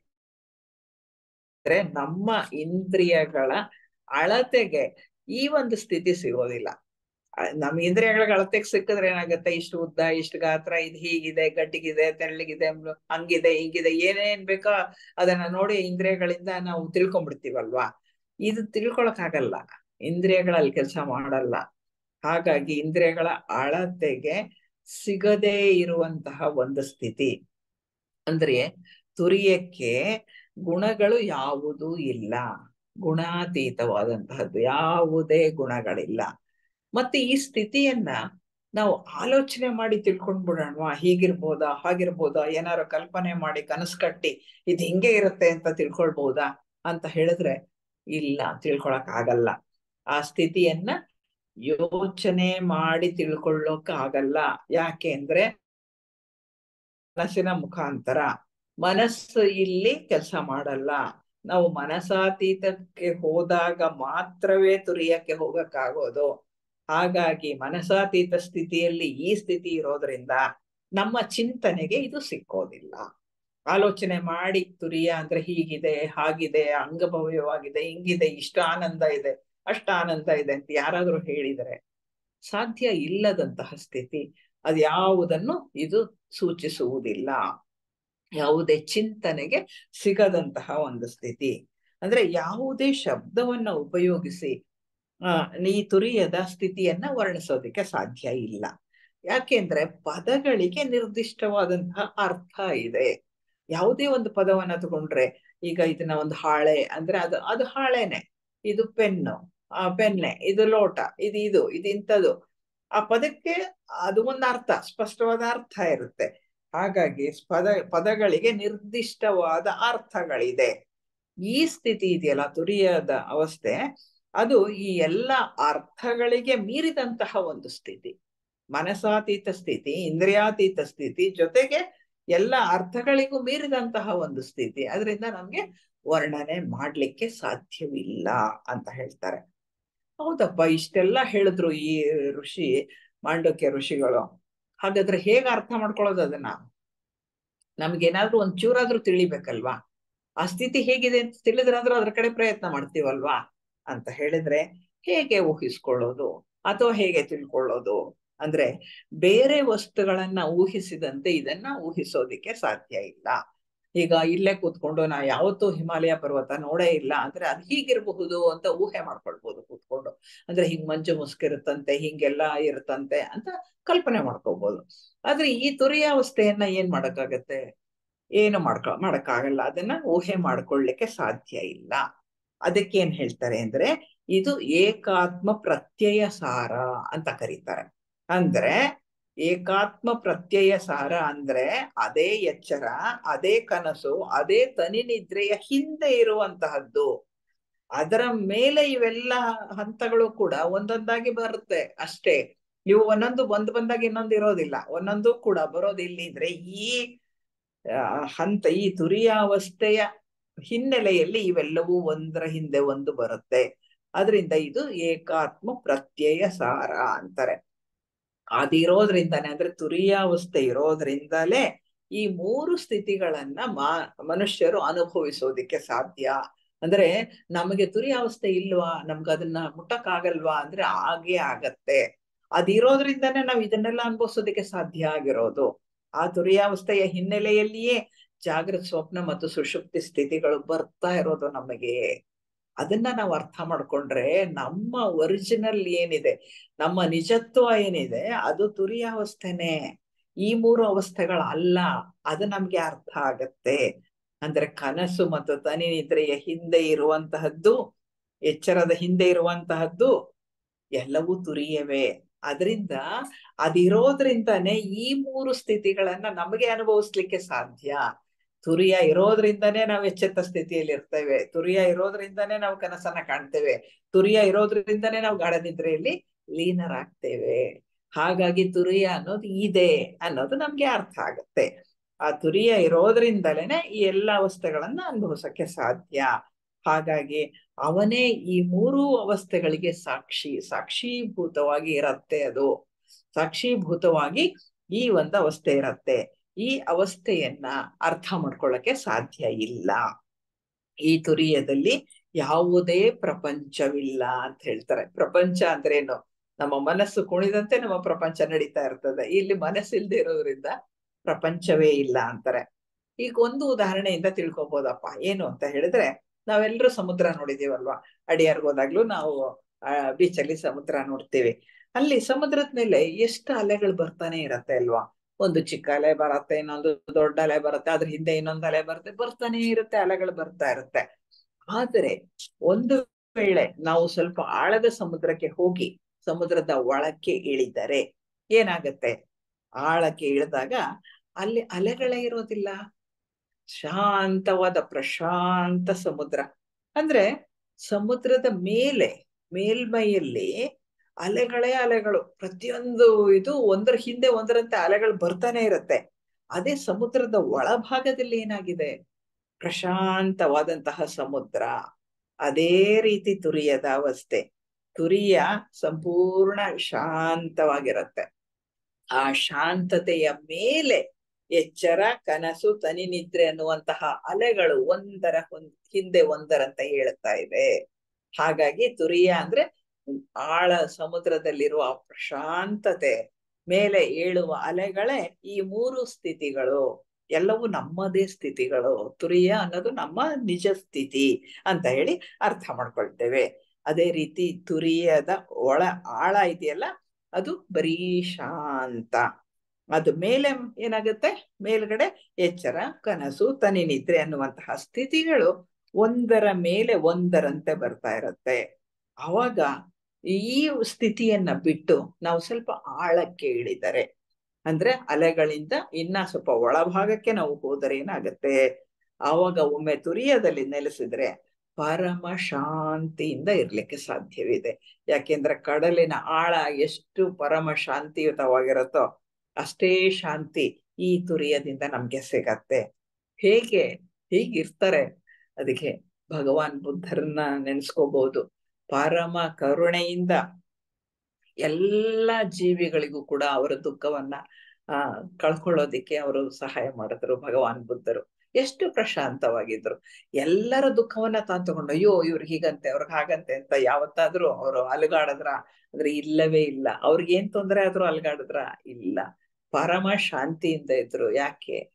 ತುರಿಯದಲ್ಲಿ ನೆಲೆ ನಿಂತಿದ್ದರು. ಅದೇ ರೀತಿ ಎಷ್ಟು ಜನ ಬೇಕು ನಮ್ಗೆ? ಪರಮ ಶಾಂತಿಯಿಂದ ಇರ್ತಾರೆ. ಏನೆಲ್ಲ ನಡೀತಾ ಇದ್ರೆ ಕೂಡ ಅಷ್ಟು ಶಾಂತವಾಗಿರ್ತಾರೆ. ಶಾಂತೋ ಮಹಂತೋ ನಿವಸಂತಿ ಸಂತಹ ಅಂತ ಹೇಳ್ತಾರೆ. ಸಂತರಿರೋದು ಹೇಗೆ? ಶಾಂತವಾಗಿ, ಪರಮ ಶಾಂತಿಯಿಂದ ಮಹಂತರಾದಂತಹವರು. ಆ ಮಹಾ ಜ್ಞಾನದಲ್ಲಿ ನೆಲೆ ನಿಂತು ಅವ್ರು ಇರ್ತಾರಲ್ವಾ, ಆ ಸ್ಥಿತಿಯಲ್ಲಿ ಅವ್ರು ಇರ್ತಾರೆ. ಬುದ್ಧರಂತೆ ಇರ್ತಾರೆ, ಪರಮ ಶಾಂತಿಯಿಂದ ಇರ್ತಾರೆ, ಶಾಂತರು ಮಹಂತರಾಗಿರ್ತಾರೆ. ಈ ತುರಿಯದ ಸ್ಥಿತಿನೇ ಹಾಗೆ. ಪರಮ ಶಾಂತ ಸ್ಥಿತಿ, ಆನಂದದ ಸ್ಥಿತಿ, ಸಚ್ಚಿದಾನಂದದ ಸ್ಥಿತಿ, ಪರಬ್ರಹ್ಮನ ಸ್ಥಿತಿ, ಸದಾಶಿವನ ಸ್ಥಿತಿ ಅಂತ ಹೇಳ್ತಾರೆ. ಸದಾಶಿವ ಅಂದ್ರೇನು? ಸದಾ ಆನಂದಕರವಾಗಿರುವಂತಹವನು, ಸದಾ ಮಂಗಳಕರವಾಗಿರುವಂತಹವನು. ಸದಾಶಿವ ಅಂದ್ರೆ ಅದೇ ಅರ್ಥ. ಆ ಸ್ಥಿತಿಯಲ್ಲಿ ಇರ್ತಾರೆ. ಅದಕ್ಕೆ DVG ಒಂದು ಇದ್ರಲ್ಲಿ ಮರಳ ಮುನಿಯನ ಕಗ್ಗದಲ್ಲಿ ಒಂದು ಹೇಳ್ತಾರೆ, ಸತ್ವ ರಜ ತಮಗಳ ಸ್ಪರ್ಧೆಯೇ ಜಗತ್ತಿನ ಲೀಲೆ, ಎತ್ತರದ ಅಲೆಯ ತೆರೆಯ ಬೀಳೇಳು ಕಡಲು, ಉತ್ತಮನು ಲೀಲೆಯೆಂದಾಡುವನು, ಹತ್ತು ನಿಂತರು ಕೆಲರು ಮರುಳ ಮುನಿಯ ಅಂತ ಹೇಳ್ತಾರೆ. ಅಂದ್ರೆ ಹೇಳ್ತಾರೆ ಅವರು, ಮಾನವರ ಜೀವನವೆಲ್ಲ ಸತ್ವ ರಜಸ್ಸು ತಮಸ್ಸು ಈ ಮೂರು ಗುಣಗಳ ಮೇಲಾಟದಲ್ಲಿ ಸಿಲುಕಿ ಪರದಾಡ್ತಾ ಇರ್ತೀವಿ ನಾವು. ಎಷ್ಟು ಅದ್ ಹೇಗಿರುತ್ತೆ ಅಂದ್ರೆ, ಸಮುದ್ರದಲ್ಲಿ ಒಂದರ ಹಿಂದೆ ಒಂದು ಅಲೆ ಬರುತ್ತಲ್ಲ, ಅದೇ ರೀತಿ ಇರುತ್ತೆ. ಒಂದ್ ಎಲೆ ಎತ್ತರವಾಗಿರುತ್ತೆ, ಒಂದ್ ಎಲೆ ಕುಳ್ಳಾಗಿರುತ್ತೆ, ಒಂದು ಚಿಕ್ಕದಾಗಿರುತ್ತೆ, ಒಂದ್ ಬೇಗ ಹೊರಟೋಗುತ್ತೆ, ಇನ್ನೊಂದು ತುಂಬಾ ದೂರದವರೆಗೆ ದಡ ಮುಟ್ಟುತ್ತೆ. ಹೀಗೆಲ್ಲ ಇರತ್ತೆ. ಆದ್ರೆ ಮಾನವ ಅವುಗಳಿಗೆ ಸಿಕ್ಕು ಬಿದ್ದಿರ್ತಾನೆ, ಅದರಿಂದ ಅಳ್ತಿರ್ತಾನೆ, ಅಯ್ಯೋ ಹೀಗ್ ಬಂತು ಹಾಗಾಯ್ತು ಅಂತ. ಆದ್ರೆ ಉತ್ತಮನಾದಂತಹ ಮನುಷ್ಯ ಇರ್ತಾನಲ್ಲ, ಅಂದ್ರೆ ಉತ್ತಮನಾದವರು ಅಂದ್ರೆ ಏನು? ಸಾಧಕರು ಅಂತ ಅರ್ಥ. ಸಾಧಕರು ಏನ್ ಮಾಡ್ತಾರೆ ಅಂದ್ರೆ, ಇವೆಲ್ಲವೂ ಕೂಡ ಅಂದ್ರೆ ಈ ನಮ್ಮ ಜೀವಿತದಲ್ಲಿ ನಡೆಯುವಂತಹ ಎಲ್ಲ ಘಟನೆಗಳು, ಏಳು ಬೀಳುಗಳು, ದುಃಖ ದುಮಾನಗಳು, ಸುಖ ಎಲ್ಲವೂ ಕೂಡ ಪ್ರತಿಯೊಂದೂನು ಈಶ್ವರನ ಲೀಲೆ ಅನ್ನೋದನ್ನ ತಿಳ್ಕೊಂಡಿರ್ತಾರೆ. ಹಾಗೆ ಈಶ್ವರನ ಲೀಲೆ ಹೇಗಿರ್ಬೇಕೋ ಹಾಗೆ ಅಂತ ತಿಳಿದು ಅವನು ಪಕ್ಕಕ್ಕೆ ಸರಿದು ನಿಲ್ತಾನೆ. ಅದ್ರ ಪಾಡಿಗೆ ಅವು ಬರ್ತಾ ಇರತ್ತೆ, ಹೋಗ್ತಾ ಇರತ್ತೆ. ಅವನ್ ಹೇಗಿರ್ತಾನೆ ಅಂದ್ರೆ, ಶಾಂತವಾಗಿ ಪಕ್ಕದಿಂದ ನಿಂತ್ಕೊಂಡು ನೋಡ್ತಾ ಇರ್ತಾನೆ ಎಲ್ಲವನ್ನ ಕೂಡ. ಹಾಗೆ ಅದನ್ನ ಪಕ್ಕಕ್ಕೆ ಸರಿದು ನಿಲ್ತಾನೆ. ತೆರೆಗಳ ಏಳು ಬೀಳಿಗೆ ಸಿಲುಕುವುದಿಲ್ಲ ಅವನು. ಇತರರನ್ನು ಕೂಡ ಆ ತೆರೆಗಳಿಂದ ದೂರ ತರುವಂತಹ ಒಂದು ಪ್ರಯತ್ನವನ್ನ ಮಾಡ್ತಾ ಇರ್ತಾನೆ ಅಲ್ವಾ. ಇದು ಹೀಗಿರತ್ತೆ, ಅಂಥವನ್ನು ತುರಿಯದಲ್ಲಿ ಇರ್ತಾನೆ ಅಂತ ಹೇಳಿ ನಾವು ತಿಳ್ಕೊಳ್ಬಹುದು. ಈ ಸ್ಥಿತಿಯನ್ನ ಅದ್ವೈತದ ಸ್ಥಿತಿ ಅಂತಾರೆ. ಅದ್ವೈತದ ಸ್ಥಿತಿ ಅಂದ್ರೆ ಏನು ಗೊತ್ತಾ? ಒಬ್ಬನೇ ಇರುವಂತಹದ್ದು ಅಂತ. ಯಾರು ಒಬ್ಬನೇ ಇರೋದು? ಆ ಏಕ ಚೈತನ್ಯ ಒಂದೇ, ಆ ಪರಬ್ರಹ್ಮ ಒಂದೇ, ಅದೇ ಇರೋದೆಲ್ಲ ಅದೇನೆ. ಅಂದ್ರೆ ಅವನಲ್ಲಿ ನಾವು ಒಂದಾದಾಗ ಮಾತ್ರ ಈ ಒಂದು ತುರಿಯದ ಸ್ಥಿತಿ ಬರತ್ತೆ. ಎಲ್ಲ ದೇಶ ಕಾಲಗಳನ್ನ ಮೀರಿ, ಅವಸ್ಥಾತ್ರಯಗಳನ್ನ ಮೀರಿ, ಗುಣತ್ರಯಗಳನ್ನ ಮೀರಿ, ಎಲ್ಲವನ್ನ ಮೀರಿ ಅನಂತ ಸ್ಥಿತಿಯಲ್ಲಿ ನಾವು ನೆಲೆ ನಿಂತಾಗ ಈ ತುರಿಯದಲ್ಲಿ ನಾವು ಇರ್ತೇವೆ. ಇದು ಈ ಪಾಂಡುಕ್ಯ ಋಷಿಗಳು ಹೇಳುವಂತಹ ಒಂದು ತುರಿಯದ ಒಂದು ಸ್ಥಿತಿ. ಇದು ನಮ್ಮ ಆತ್ಮನ ನಿಜವಾದಂತಹ ಸ್ಥಿತಿ. ನಾವಿನ್ನೂ ಈ ಸ್ಥಿತಿಯನ್ನ ತಲುಪದೆ ಇರುವಾಗ ಪ್ರತಿಯೊಂದು ಅವಸ್ಥೆಗೆ ಬದ್ಧರು. ಎಚ್ಚೆತ್ತ ಸ್ಥಿತಿಯಲ್ಲಿ ನಾನು ಎದ್ದಿದ್ದೀನಿ, ನಾ ಇದ್ ಮಾಡ್ತೀನಿ, ಅದ್ ಮಾಡ್ತೀನಿ, ನಾನ್ ಮಾಡ್ತೀನಿ ನಾನು ಅಂತ ಒಂದೇ ಇದ್ರಲ್ಲಿ ಓದಾಡ್ತಾ ಇರ್ತೇವೆ. ಅದೇ ಕನಸಿನಲ್ಲೂ ಬರ್ತಾ ಇರುತ್ತೆ. ಅವಾಗ ಎಚ್ಚರದಲ್ಲಿ ಕನಸಿನಲ್ಲಿ ಆಗುವಂತಹ ಎಲ್ಲ ಅನುಭವಗಳು ನಿಜ ಅಂತ ಭಾವಿಸ್ಬಿಡ್ತೇವೆ. ಅದರಿಂದ ಸಂತೋಷ ಪಡ್ತೀವಿ, ದುಃಖ ಪಡ್ತೀವಿ, ಏನೆಲ್ಲ ಪಚಿತೆಯನ್ನ ಪಡ್ತೇವೆ ಅಲ್ವಾ. ಇದು ನಮ್ಮ ಸ್ಥಿತಿ, ಮಾನವರ ಸ್ಥಿತಿ. ನಾವೆಲ್ಲರೂ ಕೂಡ ಹೀಗೆ ಮಾಡ್ತಿರೋದು. ಅದರಿಂದ ಆಮೇಲೆ ತನಿ ನಿದ್ರೆಯಲ್ಲಿ ಅನುಭವಿಸಕ್ಕೆ ಏನೂ ಇಲ್ಲ, ಅಲ್ಲಿ ಯಾವ ಅನುಭವನೂ ಇಲ್ಲ. ಅವಾಗ ಏನಾಗತ್ತೆ, ಮತ್ತೆ ಹಿಂತಿರುಗಿ ಬರ್ತೀವಿ. ತನಿ ನಿದ್ರೆ ಆಯ್ತು ಅಂತ ಅಷ್ಟೇ ಗೊತ್ತಾಗತ್ತೆ ಹೊರತು ಅನುಭವ ಇಲ್ಲ. ಅಂದ್ರೆ ಎಚ್ಚರಿಕೆ ಹಿಂತಿರುಗ್ತೇವೆ. ಆದ್ರೆ ಇದು ಜ್ಞಾನನ ಅಂದ್ರೆ ಜ್ಞಾನ ಅಲ್ಲ. ನಾವು ಪರಮ ಶಾಂತಿಯನ್ನ ಪಡಿಬೇಕಾದ್ರೆ ಬರೀ ತನಿ ನಿದ್ರೆ ಸಾಕಾಗಲ್ಲ. ನಾವ್ ಏನು ಮಲಗಿರ್ತೀವಿ ಅದೇ ಸ್ಥಿತಿಯಲ್ಲಿ ವಾಪಸ್ ಬರ್ತೀವಿ ನಾವು. ಅಲ್ಲಿ ಯಾವ ಜ್ಞಾನವೂ ಬಂದಿರೋದಿಲ್ಲ, ಏನೂ ಆಗಿರೋದಿಲ್ಲ, ಶಾಂತಿಯಿಂದ ಇರ್ತೀವಿ ನಿಜ. ಹಾಗಾಗಿ ಯಾವ ಜ್ಞಾನವೂ ಅಲ್ಲ, ಪರಮ ಶಾಂತಿಯನ್ನ ಪಡೆಯುವುದು ನಮ್ಮ ಗುರಿ. ನಮ್ಮ ಜೀವಿತದ ಗುರಿ ಏನು? ಈಶ್ವರನ ಸಾಕ್ಷಾತ್ಕಾರ ಅಥವಾ ಪರಮ ಶಾಂತಿಯನ್ನ ಪಡೆಯುವುದು. ಹಾಗಾಗಿ ಪರಮ ಶಾಂತಿಯನ್ನ ಪಡಿಬೇಕಾದ್ರೆ ಈ ಮೂರು ಅವಸ್ಥೆಗಳನ್ನ ಸಾಕ್ಷೀಭೂತವಾಗಿ ನೋಡ್ಬೇಕು. ಎಚ್ಚ ಸ್ಥಿತಿಯಲ್ಲಿ ಏನೇನ್ ನಡೀತಾ ಇದೆ ಅದನ್ನ ಸಾಕ್ಷೀಭೂತವಾಗಿ ನೋಡು. ಕನಸಿನ ಸ್ಥಿತಿಯಲ್ಲಿ ಏನ್ ನಡೀತಿದೆ ಅದನ್ನು ಸಾಕ್ಷೀಭೂತವಾಗಿ ನೋಡು. ಎಲ್ಲವನ್ನ ಸಾಕ್ಷೀಭೂತವಾಗಿ ನೋಡು. ಅವುಗಳ ಒಳಕ್ಕೆ ಸೇರಿ ಹೋಗಬೇಡ. ಅಂದ್ರೆ ಅವುಗಳಲ್ಲಿ ತಾದಾತ್ಮ್ಯವನ್ನು ವಹಿಸಬೇಡ ಅಂತ ಹೇಳ್ತಾರೆ. ಅವುಗಳ ಒಳಗೆ ಸೇರಿ ಹೋಗಬಾರದು. ಈ ಅವಸ್ಥೆಗಳ ಹಿಂದೆ ಇರುವಂತಹ ಪರಬ್ರಹ್ಮ ಸ್ಥಿತಿಯೇ ನಮ್ಮ ಗುರಿ. ಅಂದ್ರೆ ತುರಿಯವೇ ನಮ್ಮ ಗುರಿ, ಪರಬ್ರಹ್ಮನ ಸ್ಥಿತಿ ಅದು. ಅಲ್ಲಿಗೆ ಹೋಗುವ ಪ್ರಯತ್ನವನ್ನ, ಸಾಧನೆಯನ್ನ ಮಾಡ್ಬೇಕು. ಅಲ್ಲಿ ಹೋದಾಗ ಮಾತ್ರ ನಮ್ಮ ಹಿನ್ನೆಲೆ ಏನು ಅಂತ ತಿಳಿಯುತ್ತೆ. ಅದೇ ನಾವು ಅಂತ ನಮ್ಗೆ ಗೊತ್ತಾಗತ್ತೆ. ಅದೇ ನಮ್ಮ ಹಿನ್ನೆಲೆ ಅಂತ ಹೇಳಿ ತಿಳಿಯುತ್ತೆ. ಅದು ನಮ್ಮ ಸಹಜ ಸ್ಥಿತಿ ಅಂತ ಗೊತ್ತಾಗತ್ತೆ. ಅದೇ ನಮ್ಮ ಸ್ವಸ್ವರೂಪ. ಯಾವ ತುರಿಯಾವಸ್ಥೆ ಇದೆ ಅದು ನಮ್ಮ ಸ್ವಸ್ವರೂಪ, ನಮ್ಮ ನಿಜ ಸ್ವರೂಪ. ಅದೇ ಮುಕ್ತನ ಸ್ಥಿತಿ, ಜೀವನ್ ಮುಕ್ತನ ಸ್ಥಿತಿ, ಸ್ವತಂತ್ರನಾದಂತಹವನ ಸ್ಥಿತಿ. ಆದ್ರೆ ಈಗ ಎಚ್ಚರದಲ್ಲಿ, ತನಿ ನಿದ್ರೆಯಲ್ಲಿ, ಕನಸಿನಲ್ಲಿ ನಾವು ತಾದಾತ್ಮ್ಯ ಭಾವನೆಯನ್ನ ಹೊಂದಿದ್ದೇವೆ. ಎಚ್ಚೆತ್ತಿದ್ದಾಗ ನಾನಿಂತವ್ರು, ನಾ ಹಾಗೆ ಹೀಗೆ ಇದನ್ನ ಹೇಳ್ತೀವಿ. ಆಮೇಲೆ ಕೂಡ ಎಲ್ಲದರಲ್ಲೂ ತಾದಾತ್ಮ್ಯ ಹೊಂದುತ್ತೇವೆ. ಈ ತಾದಾತ್ಮ್ಯ ಭಾವನೆ ಹೋಗಬೇಕು. ಅದಕ್ಕಾಗಿ ನಾವು ಸಾಧನೆ ಮಾಡಬೇಕು. ನಮ್ಮ ಥಿಯೋಸಾಫಿಕಲ್ ಸೊಸೈಟಿಯಲ್ಲಿ ಅನೇಕ ಸಾಧನಾ ಪ್ರಧಾನ ಗ್ರಂಥಗಳನ್ನ ಕೊಟ್ಟಿದ್ದಾರೆ. ಪರಮಗುರು ಚರಣ ಸನ್ನಿಧಿಯಿಂದ ಹಿಡಿದು ಪ್ರತಿಯೊಂದು ಗ್ರಂಥವು ಸಾಧನಾ ಪ್ರಧಾನ ಗ್ರಂಥ. ಅವುಗಳನ್ನ ಓದಬೇಕು, ಅರ್ಥ ಮಾಡ್ಕೊಳ್ಬೇಕು. ನಮ್ಮದೇ ಆದಂತಹ ಒಂದು ಸಾಧನೆಯ ಪಥವನ್ನ ನಾವು ಮಾಡ್ಕೊಳ್ಬೇಕು. ಅದರಿಂದ ಈ ಮೂರು ಅವಸ್ಥೆಗಳಿಂದ ಬಿಡುಗಡೆಯನ್ನ ಪಡೆಯುವಂತಹ ಪ್ರಯತ್ನ ಮಾಡ್ಬೇಕು. ಬಿಡುಗಡೆ ನಾವು ಈ ಮೂರು ಅವಸ್ಥೆಗಳಿಂದ ಬಿಡುಗಡೆ ಪಡೆದಾಗ ಎಲ್ಲಿರ್ತೀವಿ ನಾವು? ಅಲ್ಲೇ ಇರ್ತೀವಿ. ಎಲ್ಲಿದ್ರೆ ತುರಿಯದಲ್ಲಿರ್ತೇವೆ, ಅಲ್ಲೇ ಇರ್ತೇವೆ. ಅದು ತುರಿಯದ ಸ್ಥಿತಿ. ತುರಿಯಕ್ಕೆ ತಲುಪಿದವರು ಕೂಡ ಈ ಮೂರು ಅವಸ್ಥೆಗಳಲ್ಲಿ ವ್ಯವಹಾರ ಮಾಡ್ಲಿಕ್ಕೆ ಸಾಧ್ಯ ಇದೆ. ನಾವು ತುರಿಯಕ್ಕೆ ಹೋದ್ವಿ ಅಂತ ಹೇಳಿ ನಾವು ಶರೀರ ಬಿಟ್ಟು ಹೋಗ್ಬೇಕಾಗಿಲ್ಲ. ಈ ಮೂರು ಅವಸ್ಥೆಗಳಲ್ಲಿ ಇರ್ಲಿಕ್ಕೆ ಸಾಧ್ಯ ಇದೆ. ಅಂಥವ್ರು ಇದ್ದಾರೆ. ಯಾರು ಅಂದ್ರೆ ನಮ್ಮ ಜೀವನ್ ಮುಕ್ತ ಮಹಾತ್ಮರು. ಅವರೆಲ್ಲರೂ ಕೂಡ ಈಶ್ವರನ ಇಚ್ಛೆಯನ್ನ ಪೂರೈಸೋಕೋಸ್ಕರ, ಈಶ್ವರನ ಸಂಸರಣೆಯ ಯೋಜನೆಗೋಸ್ಕರ ಮಾಡ್ತಾರೆ. ಅನೇಕ ಕೆಲಸಗಳನ್ನ ಕೈಗೆತ್ತಿಕೊಂಡು ಇಂದಿಗೂ ಕೂಡ ತಮ್ಮ ಸ್ಥೂಲ ಶರೀರಗಳನ್ನ ಹೊಂದಿ ಅವ್ರ ಕೆಲಸವನ್ನ ಮಾಡ್ತಾ ಇದ್ದಾರೆ. ಹಾಗಾಗಿ ಯಾವುದ್ರಲ್ಲೂ ಕೂಡ ತಾದಾತ್ಮ್ಯತೆ ಅವ್ರಿಗಿದ್ಯಾ ಅಂದ್ರೆ ಇಲ್ಲ. ಯಾವುದ್ರಲ್ಲೂ ತಾದಾತ್ಮ್ಯತೆ ಅವರಿಗಿಲ್ಲ. ಯಾಕೆಂದ್ರೆ ಅವರು ತುರಿಯದಲ್ಲಿ ವಾಸ ಮಾಡ್ತಿದ್ದಾರೆ. ಅಲ್ಲಿ ಅವರಿದ್ದಾರೆ. ಬರೀ ಸಾಕ್ಷಿ ಭಾವದಲ್ಲಿ ಇದ್ದಾರೆ. ಯಾಕೆಂದ್ರೆ ತುರಿಯದಲ್ಲಿ ನೆಲೆ ನಿಂತಿದ್ದಾರೆ. ಅದನ್ನೇ ಅಕ್ಷರ ಅಂತ ಕರೀತಾರೆ. ಅಂದ್ರೆ ಕ್ಷರ ಇಲ್ಲದ್ದು, ನಾಶವಿಲ್ಲದ್ದು, ನಾಶವಿಲ್ಲದ ಸ್ಥಿತಿ ತುರಿಯ ಸ್ಥಿತಿ. ಅಕ್ಷರ ಅನ್ನುವ ನಿರ್ಗುಣ ಬ್ರಹ್ಮನ ಅವಸ್ಥೆ, ಯಾವುದೇ ಆಯಾಮಗಳಿಲ್ಲದ ಸ್ಪೇಸ್ ಅಥವಾ ಅವಕಾಶ ಅಂತ ಏನ್ ಕರಿತೀವಿ ಅದು. ಇಂತಹ ಸ್ಥಿತಿಯನ್ನ ಇನ್ನೂ ಒಂದು ಪದದಲ್ಲಿ ನಾವು ಹೇಳ್ತೇವೆ, ಮಹಾಬೃಹತ್ ಉಪನಿಷತ್ ವಾಕ್ಯಗಳಿದೆಯಲ್ಲ, ಅಹಂ ಬ್ರಹ್ಮಾಸ್ಮಿ ಅನ್ನುವಂತಹ ಉಪನಿಷತ್ ವಾಕ್ಯ ಸಾಕಾರವಾದಂತಹ ಸ್ಥಿತಿ. ಇದನ್ನೇ ಆತ್ಮಜ್ಞಾನ ಅಂತ ಹೇಳೋದು, ಇದನ್ನೇ ಮೋಕ್ಷ ಅಂತ ಹೇಳೋದು, ಇದನ್ನೇ ಜೀವನ್ ಮುಕ್ತಿ ಅಂತ ಹೇಳೋದು, ಇದನ್ನೇ ಕೃಷ್ಣಮೂರ್ತಿಯವರ ಕಾನ್ಸ್ಟೆಂಟ್ ಅವೇರ್ನೆಸ್ ಅಂತ ಹೇಳಿದ್ದು.